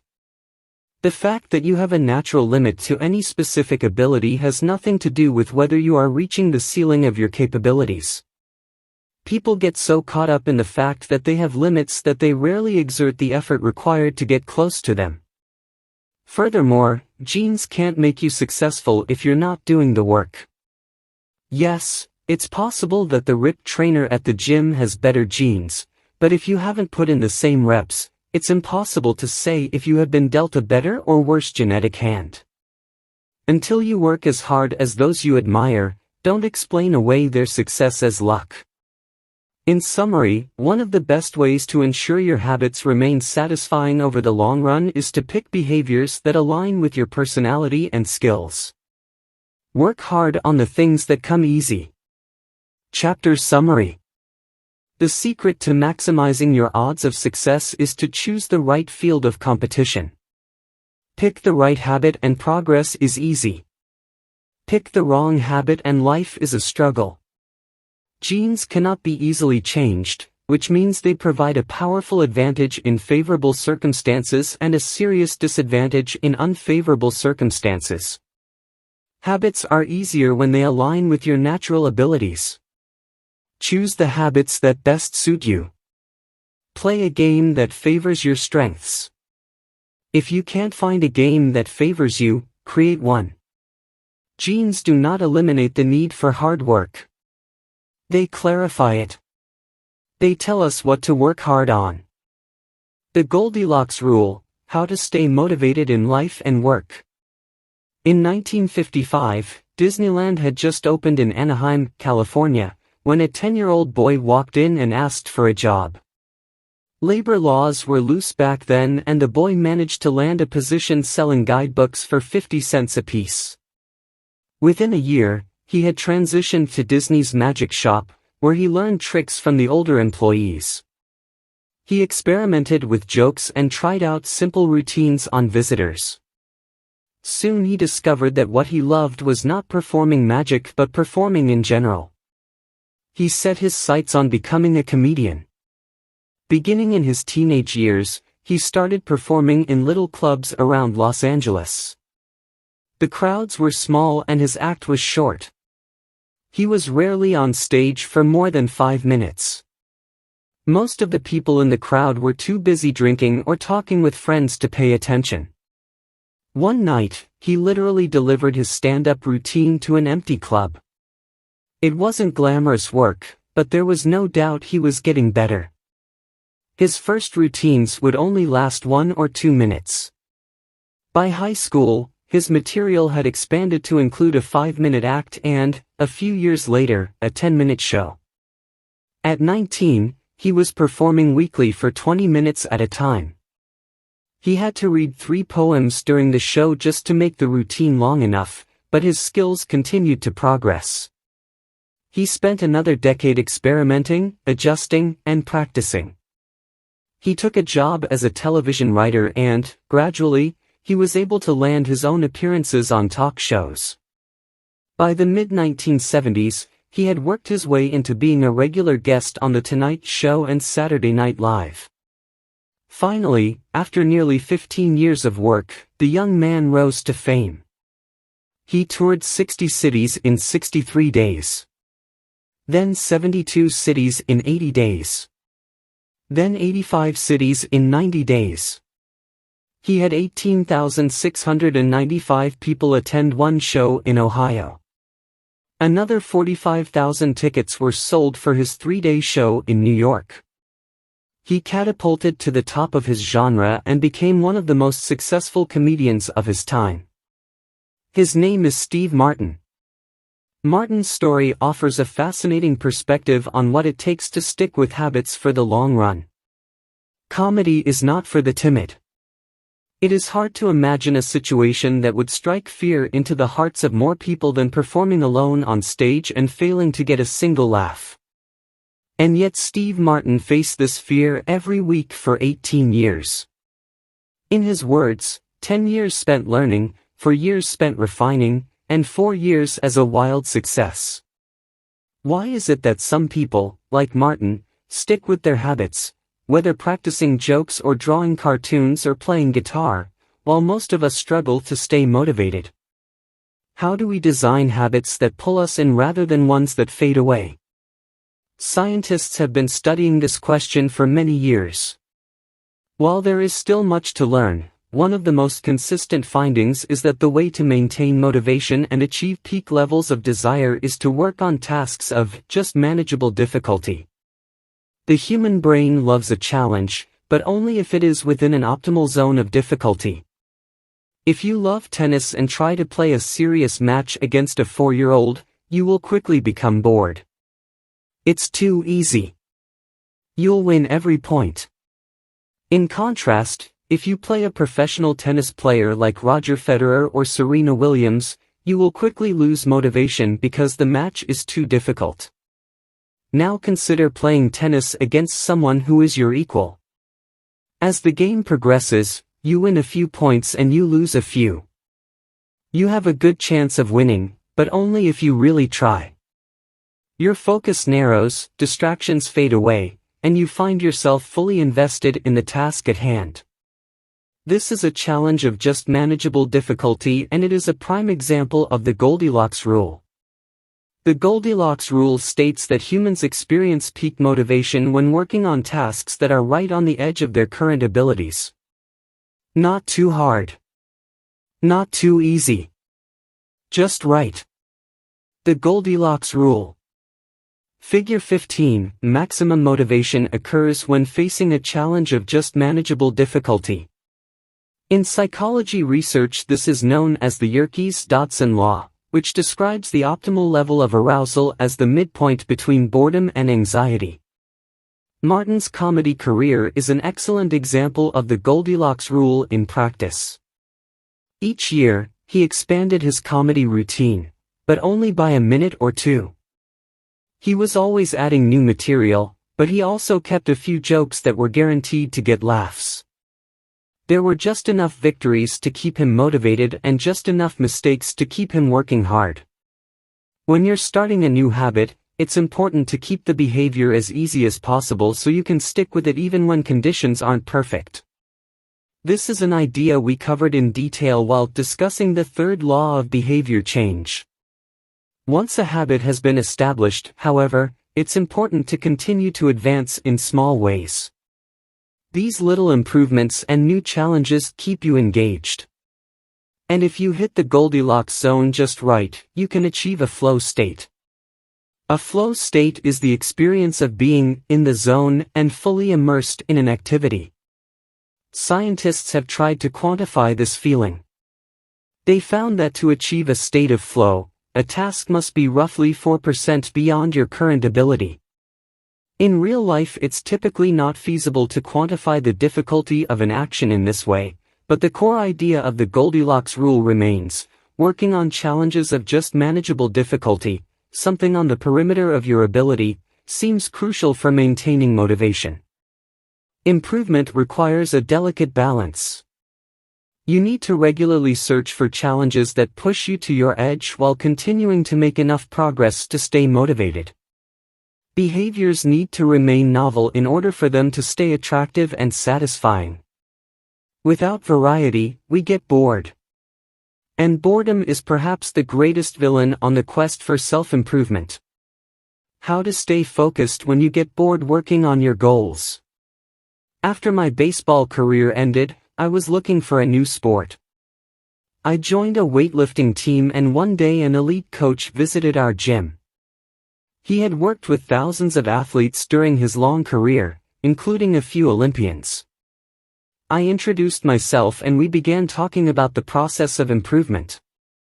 What's the difference between the best athletes and everyone else? I asked. What do the really successful people do that most don't? He mentioned the factors you might expect: genetics, luck, talent. But then he said something I wasn't expecting: at some point it comes down to who can handle the boredom of training every day, doing the same lifts over and over and over. His answer surprised me because it's a different way of thinking about work ethic. People talk about getting amped up to work on their goals. Whether it's business or sports or art, you hear people say things like, "It all comes down to passion." Or, "You have to really want it." As a result, many of us get depressed when we lose focus or motivation because we think that successful people have some bottomless reserve of passion. But this coach was saying that really successful people feel the same lack of motivation as everyone else. The difference is that they still find a way to show up despite the feelings of boredom. Mastery requires practice.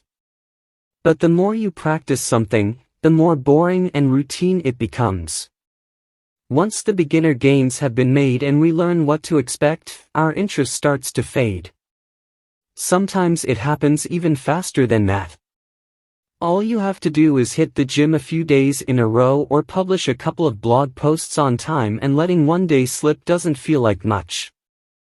Things are going well. It's easy to rationalize taking a day off because you're in a good place. The greatest threat to success is not failure but boredom. We get bored with habits because they stop delighting us. The outcome becomes expected. And as our habits become ordinary, we start derailing our progress to seek novelty. Perhaps this is why we get caught up in a never-ending cycle, jumping from one workout to the next, one diet to the next, one business idea to the next. As soon as we experience the slightest dip in motivation, we begin seeking a new strategy, even if the old one was still working. As Machiavelli noted, men desire novelty to such an extent that those who are doing well wish for a change as much as those who are doing badly. Perhaps this is why many of the most habit-forming products are those that provide continuous forms of novelty. Video games provide visual novelty.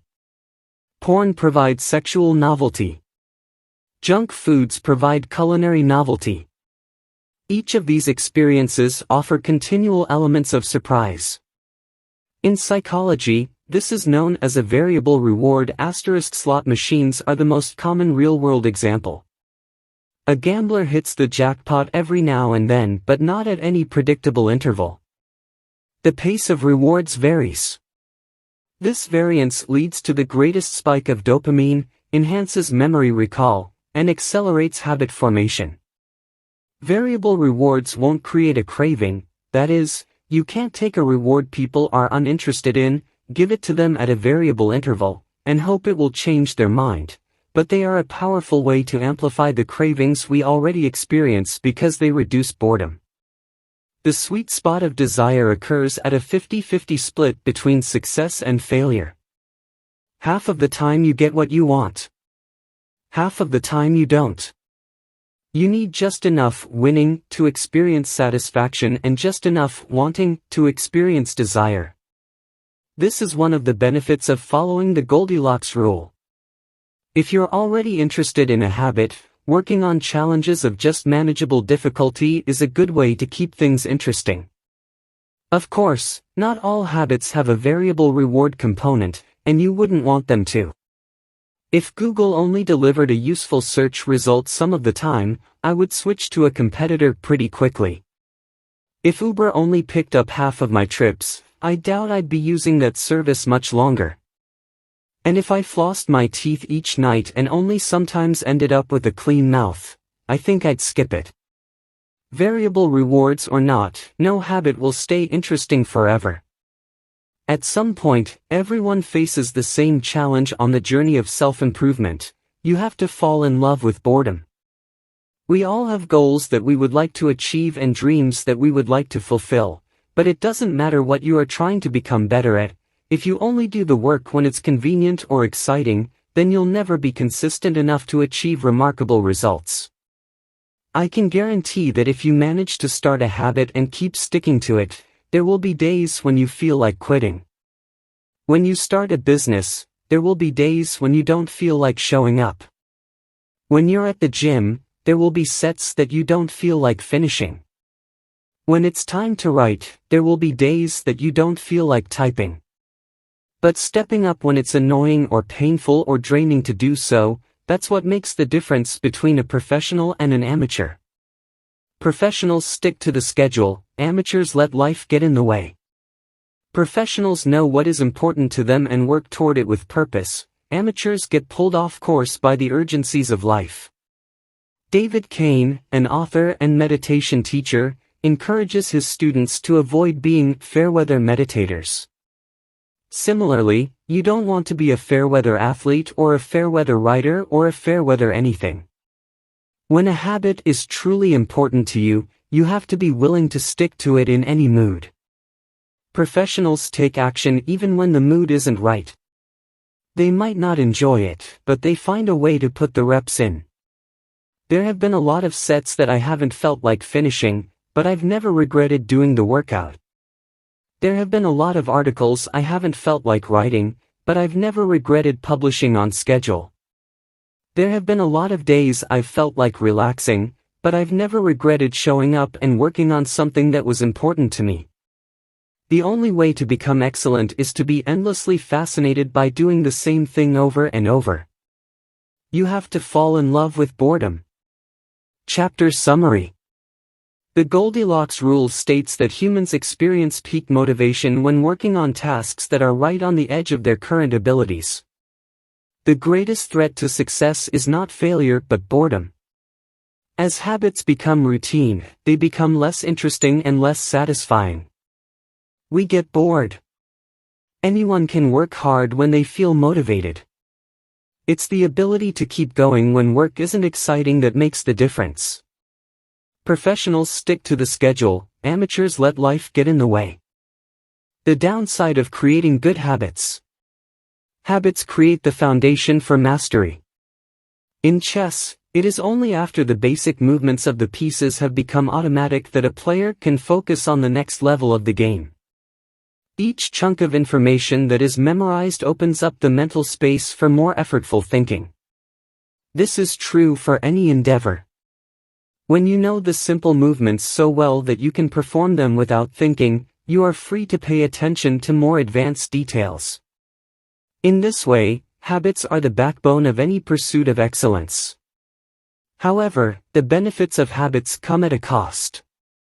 At first, each repetition develops fluency, speed, and skill. But then, as a habit becomes automatic, you become less sensitive to feedback. You fall into mindless repetition. It becomes easier to let mistakes slide. When you can do it good enough on autopilot, you stop thinking about how to do it better. The upside of habits is that we can do things without thinking. The downside of habits is that you get used to doing things a certain way and stop paying attention to little errors. You assume you're getting better because you're gaining experience. In reality, you are merely reinforcing your current habits, not improving them. In fact, some research has shown that once a skill has been mastered, there is usually a slight decline in performance over time. Usually, this minor dip in performance is no cause for worry. You don't need a system to continuously improve how well you brush your teeth or tie your shoes or make your morning cup of tea. With habits like these, good enough is usually good enough. The less energy you spend on trivial choices, the more you can spend it on what really matters. However, when you want to maximize your potential and achieve elite levels of performance, you need a more nuanced approach. You can't repeat the same things blindly and expect to become exceptional. Habits are necessary, but not sufficient for mastery. What you need is a combination of automatic habits and deliberate practice.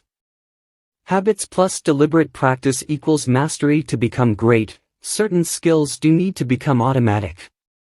Basketball players need to be able to dribble without thinking before they can move on to mastering layups with their non-dominant hand. Surgeons need to repeat the first incision so many times that they could do it with their eyes closed, so that they can focus on the hundreds of variables that arise during surgery. But after one habit has been mastered, you have to return to the effortful part of the work and begin building the next habit. Mastery is the process of narrowing your focus to a tiny element of success, repeating it until you have internalized the skill, and then using this new habit as the foundation to advance to the next frontier of your development. Old tasks become easier the second time around, but it doesn't get easier overall because now you're pouring your energy into the next challenge. Each habit unlocks the next level of performance. It's an endless cycle. Mastering one habit. Figure 16. The process of mastery requires that you progressively layer improvements on top of one another, each habit building upon the last until a new level of performance has been reached and a higher range of skills has been internalized. Although habits are powerful, what you need is a way to remain conscious of your performance over time, so you can continue to refine and improve. It is precisely at the moment when you begin to feel like you have mastered a skill, right when things are starting to feel automatic and you are becoming comfortable, that you must avoid slipping into the trap of complacency. The solution? Establish a system for reflection and review. How to review your habits and make adjustments. In 1986, the Los Angeles Lakers had one of the most talented basketball teams ever assembled, but they are rarely remembered that way. The team started the 1985-1986 NBA season with an astounding 29-5 record. The pundits were saying that we might be the best team in the history of basketball, head coach Pat Riley said after the season. Surprisingly, the Lakers stumbled in the 1986 playoffs and suffered a season-ending defeat in the Western Conference Finals. The best team in the history of basketball didn't even play for the NBA championship. After that blow, Riley was tired of hearing about how much talent his players had and about how much promise his team held. He didn't want to see flashes of brilliance followed by a gradual fade in performance. He wanted the Lakers to play up to their potential, night after night. In the summer of 1986, he created a plan to do exactly that, a system that he called the Career Best Effort Program or CBE. When players first joined the Lakers, Riley explained, we track their basketball statistics all the way back to high school. I call this taking their number. We look for an accurate gauge of what a player can do, then build him into our plan for the team, based on the notion that he will maintain and then improve upon his averages. After determining a player's baseline level of performance, Riley added a key step. He asked each player to improve their output by at least 1% over the course of the season.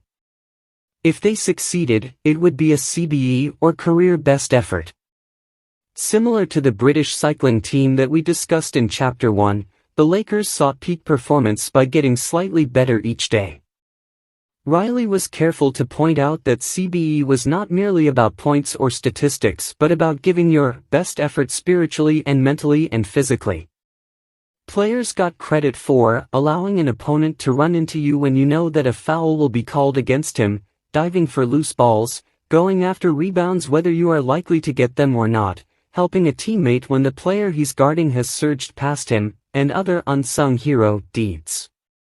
As an example, let's say that Magic Johnson, the Lakers' star player at the time, had 11 points, 8 rebounds, 12 assists, 2 steals, and 5 turnovers in a game.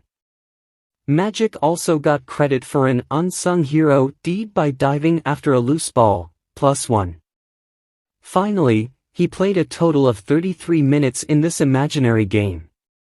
The positive numbers, 11 plus 8 plus 12 plus 2 plus 1, add up to 34. Then, we subtract the 5 turnovers, 34 to 5, to get 29. Finally, we divide 29 by 33 minutes played.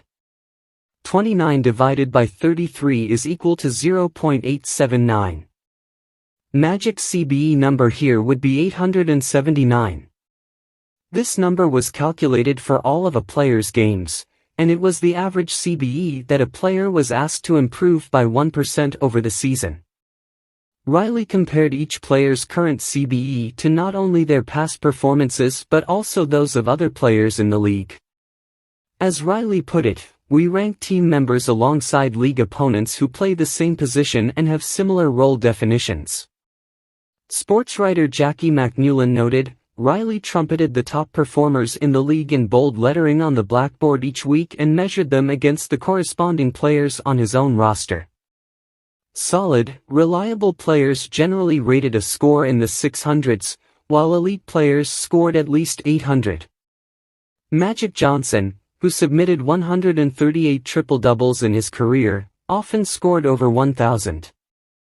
The Lakers also emphasized year-over-year progress by making historical comparisons of CBE data.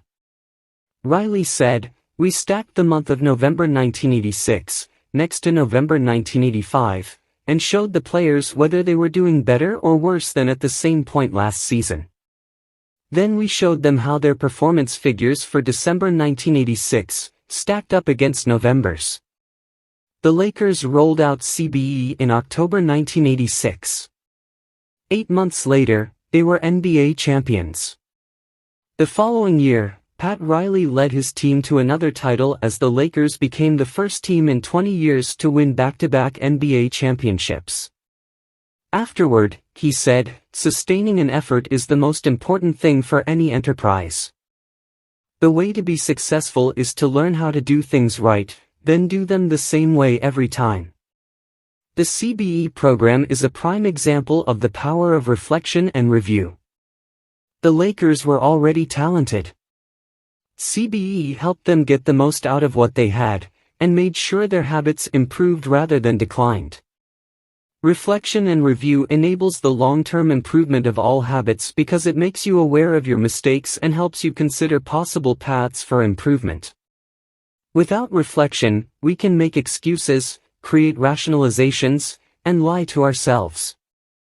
We have no process for determining whether we are performing better or worse compared to yesterday. Top performers in all fields engage in various types of reflection and review, and the process doesn't have to be complex. Kenyan runner Eliud Kipchoge is one of the greatest marathoners of all time and an Olympic gold medalist. He still takes notes after every practice in which he reviews his training for the day and searches for areas that can be improved. Similarly, gold medal swimmer Katie Ledecky records her wellness on a scale of 1 to 10 and includes notes on her nutrition and how well she slept. She also records the times posted by other swimmers. At the end of each week, her coach goes over her notes and adds his thoughts. It's not just athletes either. When comedian Chris Rock is preparing fresh material, he will first appear at small nightclubs dozens of times and test hundreds of jokes. He brings a notepad on stage and records which bits go over well and where he needs to make adjustments. The few killer lines that survive will form the backbone of his new show. I know of executives and investors who keep a decision journal, in which they record the major decisions they make each week, why they made them, and what they expect the outcome to be. They review their choices at the end of each month or year to see where they were correct and where they went wrong. Improvement is not just about learning habits, it's also about fine-tuning them. Reflection and review ensures that you spend your time on the right things and make course corrections whenever necessary, like Pat Riley adjusting the effort of his players on a nightly basis. You don't want to keep practicing a habit if it becomes ineffective. Personally, I employ two primary modes of reflection and review. Each December, I perform an annual review, in which I reflect on the previous year. I tally my habits for the year by counting up how many articles I published, how many workouts I put in, how many new places I visited, and more. Then, I reflect on my progress, or lack thereof, by answering 3 questions. 1. What went well this year? 2. What didn't go so well this year? 3. What did I learn? 6 months later, when summer rolls around, I conduct an integrity report. Like everyone, I make a lot of mistakes. My integrity report helps me realize where I went wrong and motivates me to get back on course. I use it as a time to revisit my core values and consider whether I have been living in accordance with them. This is when I reflect on my identity and how I can work toward being the type of person I wish to become. My yearly integrity report answers 3 questions. 1. What are the core values that drive my life and work? 2. How am I living and working with integrity right now? 3. How can I set a higher standard in the future? These 2 reports don't take very long, just a few hours per year, but they are crucial periods of refinement. They prevent the gradual slide that happens when I don't pay close attention.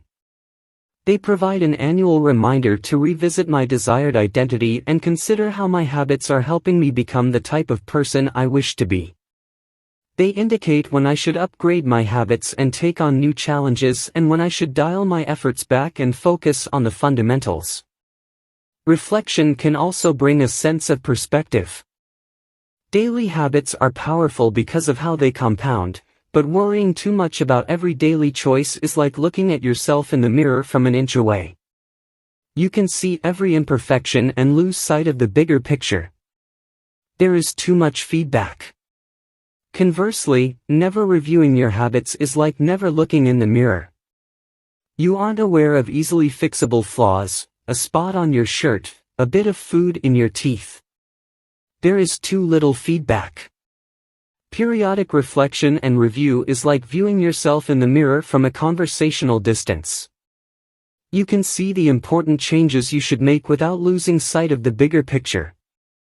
You want to view the entire mountain range, not obsess over each peak and valley. Finally, reflection and review offers an ideal time to revisit one of the most important aspects of behavior change, identity. How to break the beliefs that hold you back. In the beginning, repeating a habit is essential to build up evidence of your desired identity. As you latch on to that new identity, however, those same beliefs can hold you back from the next level of growth. When working against you, your identity creates a kind of pride that encourages you to deny your weak spots and prevents you from truly growing. This is one of the greatest downsides of building habits.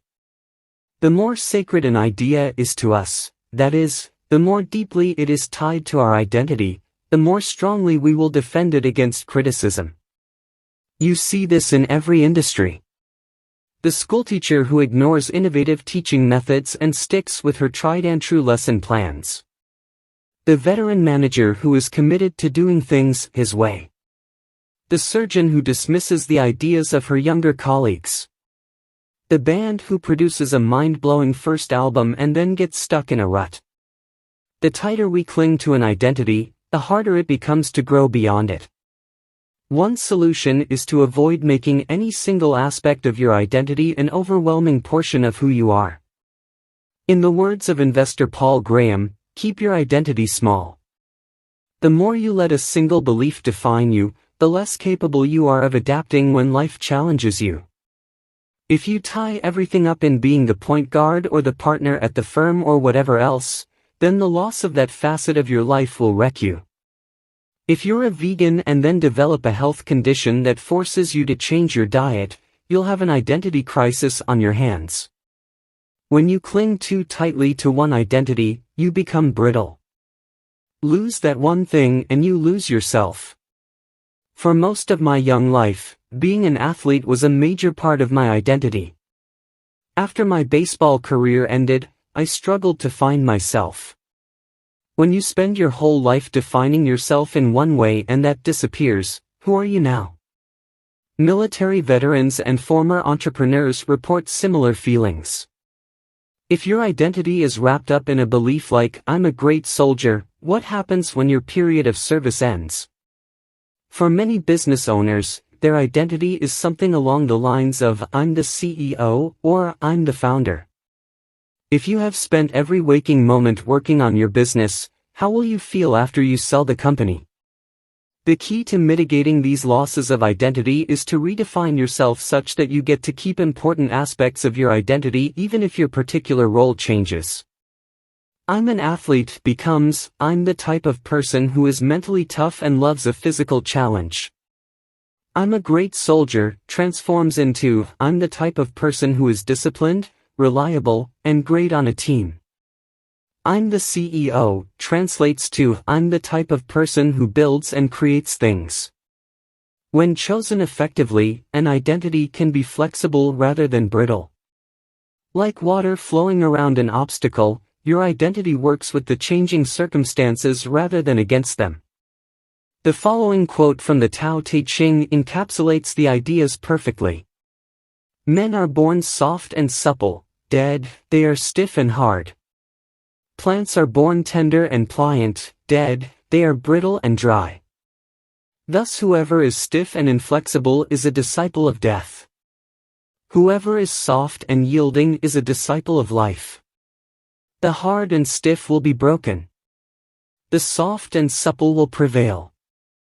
Lao Tzu. Habits deliver numerous benefits, but the downside is that they can lock us into our previous patterns of thinking and acting, even when the world is shifting around us. Everything is impermanent.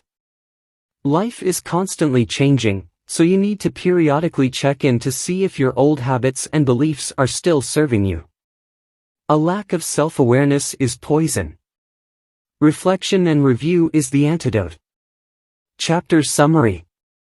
The upside of habits is that we can do things without thinking. The downside is that we stop paying attention to little errors.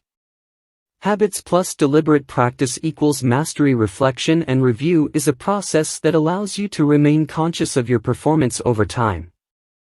The tighter we cling to an identity, the harder it becomes to grow beyond it. Conclusion. The secret to results that last. There is an ancient Greek parable known as the Sorites paradox which talks about the effect one small action can have when repeated enough times. One formulation of the paradox goes as follows: can one coin make a person rich? If you give a person a pile of 10 coins, you wouldn't claim that he or she is rich. But what if you add another? And another? And another? At some point, you will have to admit that no one can be rich unless one coin can make him or her so. We can say the same about atomic habits. Can one tiny change transform your life? It's unlikely you would say so. But what if you made another? And another? And another? At some point, you will have to admit that your life was transformed by one small change. The holy grail of habit change is not a single 1% improvement, but 1,000 of them. It's a bunch of atomic habits stacking up, each one a fundamental unit of the overall system. In the beginning, small improvements can often seem meaningless because they get washed away by the weight of the system. Just as one coin won't make you rich, one positive change like meditating for 1 minute or reading one page each day is unlikely to deliver a noticeable difference. Gradually, though, as you continue to layer small changes on top of one another, the scales of life start to move. Each improvement is like adding a grain of sand to the positive side of the scale, slowly tilting things in your favor. Eventually, if you stick with it, you hit a tipping point. Suddenly, it feels easier to stick with good habits. The weight of the system is working for you rather than against you. Over the course of this book, we've looked at dozens of stories about top performers. We've heard about Olympic gold medalists, award-winning artists, business leaders, life-saving physicians, and star comedians who have all used the science of small habits to master their craft and vault to the top of their field. Each of the people, teams, and companies we have covered has faced different circumstances, but ultimately progressed in the same way, through a commitment to tiny, sustainable, unrelenting improvements. Success is not a goal to reach or a finish line to cross. It is a system to improve, an endless process to refine. In Chapter 1, I said, if you're having trouble changing your habits, the problem isn't you. The problem is your system. Bad habits repeat themselves again and again not because you don't want to change, but because you have the wrong system for change. As this book draws to a close, I hope the opposite is true. With the 4 laws of behavior change, you have a set of tools and strategies that you can use to build better systems and shape better habits. Sometimes a habit will be hard to remember and you'll need to make it obvious. Other times you won't feel like starting and you'll need to make it attractive. In many cases, you may find that a habit will be too difficult and you'll need to make it easy. And sometimes, you won't feel like sticking with it and you'll need to make it satisfying. Behaviors are effortless here. Behaviors are difficult here. Obvious and visible. Attractive unattractive. Easy hard. Satisfying unsatisfying. You want to push your good habits toward the left side of the spectrum by making them obvious, attractive, easy, and satisfying. Meanwhile, you want to cluster your bad habits toward the right side by making them invisible, unattractive, hard, and unsatisfying. This is a continuous process. There is no finish line. There is no permanent solution. Whenever you're looking to improve, you can rotate through the 4 laws of behavior change until you find the next bottleneck. Make it obvious. Make it attractive. Make it easy. Make it satisfying. Round and round. Always looking for the next way to get 1% better. The secret to getting results that last is to never stop making improvements. It's remarkable what you can build if you just don't stop. It's remarkable the business you can build if you don't stop working. It's remarkable the body you can build if you don't stop training. It's remarkable the knowledge you can build if you don't stop learning. It's remarkable the fortune you can build if you don't stop saving. It's remarkable the friendships you can build if you don't stop caring.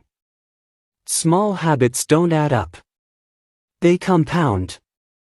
That's the power of atomic habits. Tiny changes. Remarkable results. Appendix. What should you read next? Thank you so much for taking the time to read this book. It has been a pleasure sharing my work with you. If you are looking for something to read next, allow me to offer a suggestion. If you enjoyed Atomic Habits, then you may like my other writing as well. My latest articles are sent out in my free weekly newsletter. Subscribers are also the first to hear about my newest books and projects. Finally, in addition to my own work, each year I send out a reading list of my favorite books from other authors on a wide range of subjects. You can sign up at jamesclear.com/newsletter. Little Lessons from the 4 Laws. In this book, I have introduced a 4-step model for human behavior: cue, craving, response, reward. This framework not only teaches us how to create new habits but also reveals some interesting insights about human behavior. Problem phase. 1. Cue. 2. Craving. Solution phase. 3. Response. 4. Reward. In this section, I have compiled some lessons, and a few bits of common sense, that are confirmed by the model. The purpose of these examples is to clarify just how useful and wide-ranging this framework is when describing human behavior. Once you understand the model, you'll see examples of it everywhere. Awareness comes before desire. A craving is created when you assign meaning to a cue. Your brain constructs an emotion or feeling to describe your current situation, and that means a craving can only occur after you have noticed an opportunity. Happiness is simply the absence of desire. When you observe a cue, but do not desire to change your state, you are content with the current situation. Happiness is not about the achievement of pleasure, which is joy or satisfaction, but about the lack of desire. It arrives when you have no urge to feel differently. Happiness is the state you enter when you no longer want to change your state. However, happiness is fleeting because a new desire always comes along. As Claude Boudris says, happiness is the space between one desire being fulfilled and a new desire forming. Likewise, suffering is the space between craving a change in state and getting it. It is the idea of pleasure that we chase. We seek the image of pleasure that we generate in our minds. At the time of action, we do not know what it will be like to attain that image, or even if it will satisfy us. The feeling of satisfaction only comes afterward. This is what the Austrian neurologist Viktor Frankl meant when he said that happiness cannot be pursued, it must ensue. Desire is pursued. Pleasure ensues from action. Peace occurs when you don't turn your observations into problems. The first step in any behavior is observation. You notice a cue, a bit of information, an event. If you do not desire to act on what you observe, then you are at peace. Craving is about wanting to fix everything. Observation without craving is the realization that you do not need to fix anything. Your desires are not running rampant. You do not crave a change in state. Your mind does not generate a problem for you to solve. You're simply observing and existing. With a big enough why you can overcome anyhow. Friedrich Nietzsche, the German philosopher and poet, famously wrote, "He who has a why to live for can bear almost anyhow." This phrase harbors an important truth about human behavior. If your motivation and desire are great enough, that is, why you are acting, you'll take action even when it is quite difficult. Great craving can power great action, even when friction is high. Being curious is better than being smart. Being motivated and curious counts for more than being smart because it leads to action. Being smart will never deliver results on its own because it doesn't get you to act. It is desire, not intelligence, that prompts behavior. As Naval Ravikant says, the trick to doing anything is first cultivating a desire for it. Emotions drive behavior. Every decision is an emotional decision at some level. Whatever your logical reasons are for taking action, you only feel compelled to act on them because of emotion. In fact, people with damage to emotional centers of the brain can list many reasons for taking action but still will not act because they do not have emotions to drive them. This is why craving comes before response. The feeling comes first, and then the behavior. We can only be rational and logical after we have been emotional. The primary mode of the brain is to feel, the secondary mode is to think.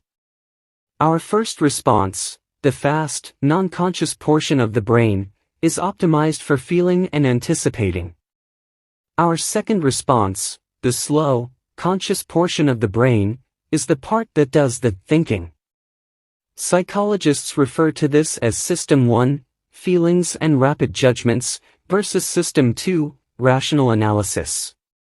The feeling comes first, System 1, the rationality only intervenes later, System 2. This works great when the two are aligned, but it results in illogical and emotional thinking when they are not. Your response tends to follow your emotions. Our thoughts and actions are rooted in what we find attractive, not necessarily in what is logical. Two people can notice the same set of facts and respond very differently because they run those facts through their unique emotional filter. This is one reason why appealing to emotion is typically more powerful than appealing to reason. If a topic makes someone feel emotional, they will rarely be interested in the data. This is why emotions can be such a threat to wise decision-making. Put another way, most people believe that the reasonable response is the one that benefits them, the one that satisfies their desires. To approach a situation from a more neutral emotional position allows you to base your response on the data rather than the emotion. Suffering drives progress. The source of all suffering is the desire for a change in state. This is also the source of all progress. The desire to change your state is what powers you to take action. It is wanting more that pushes humanity to seek improvements, develop new technologies, and reach for a higher level. With craving, we are dissatisfied but driven. Without craving, we are satisfied but lack ambition. Your actions reveal how badly you want something. If you keep saying something is a priority but you never act on it, then you don't really want it. It's time to have an honest conversation with yourself. Your actions reveal your true motivations. Reward is on the other side of sacrifice. Response, sacrifice of energy, always precedes reward, the collection of resources.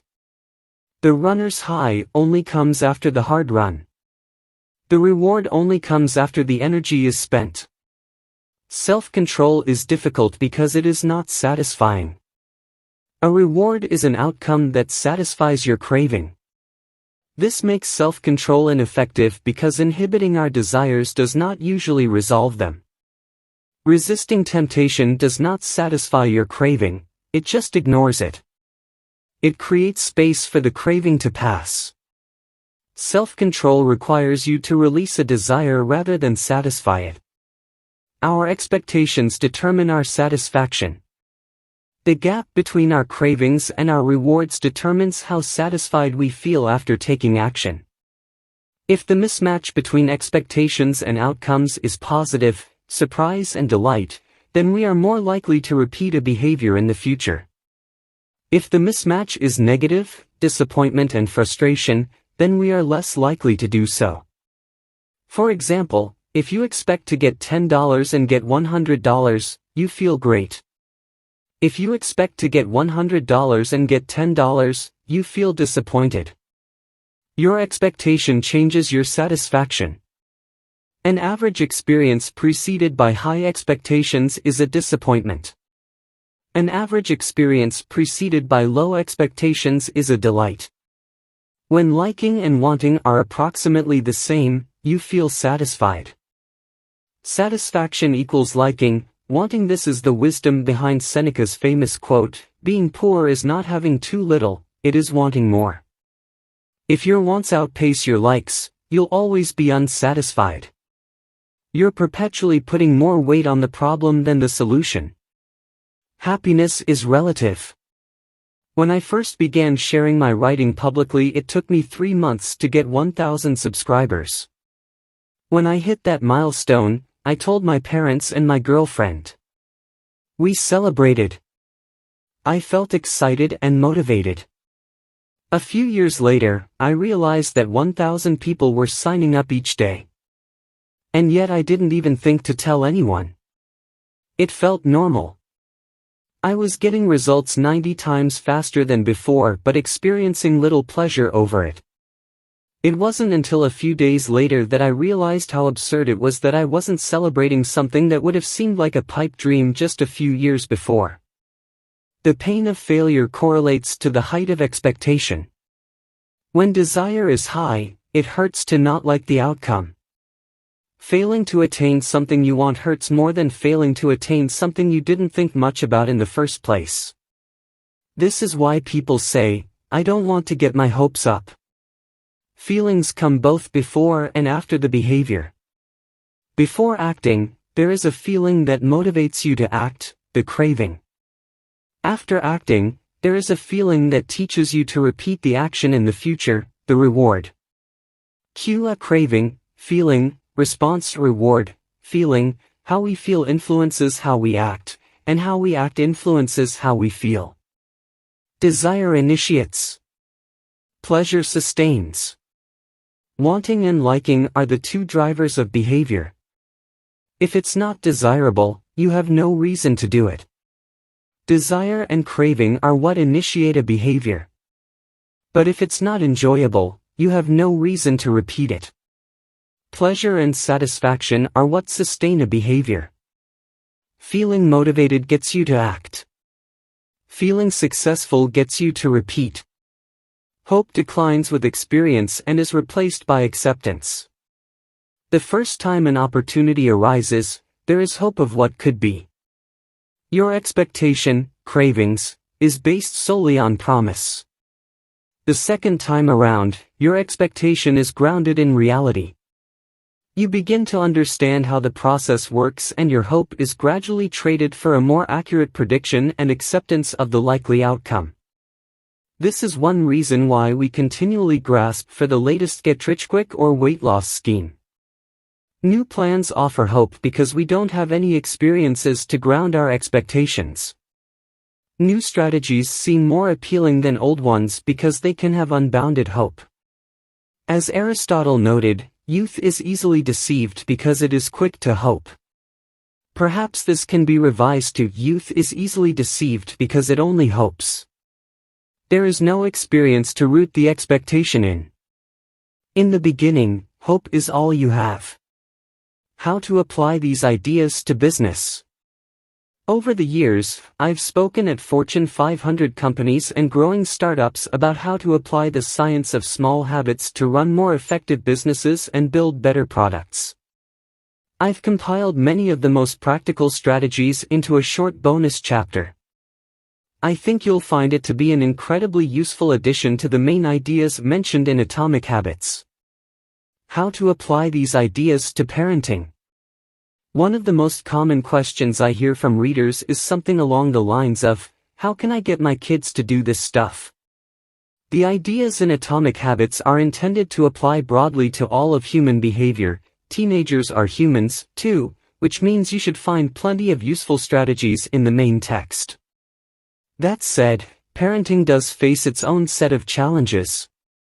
As a bonus chapter, I've put together a brief guide on how to apply these ideas specifically to parenting. Acknowledgements. I have relied heavily on others during the creation of this book. Before anyone else, I must thank my wife, Christy, who has been indispensable throughout this process.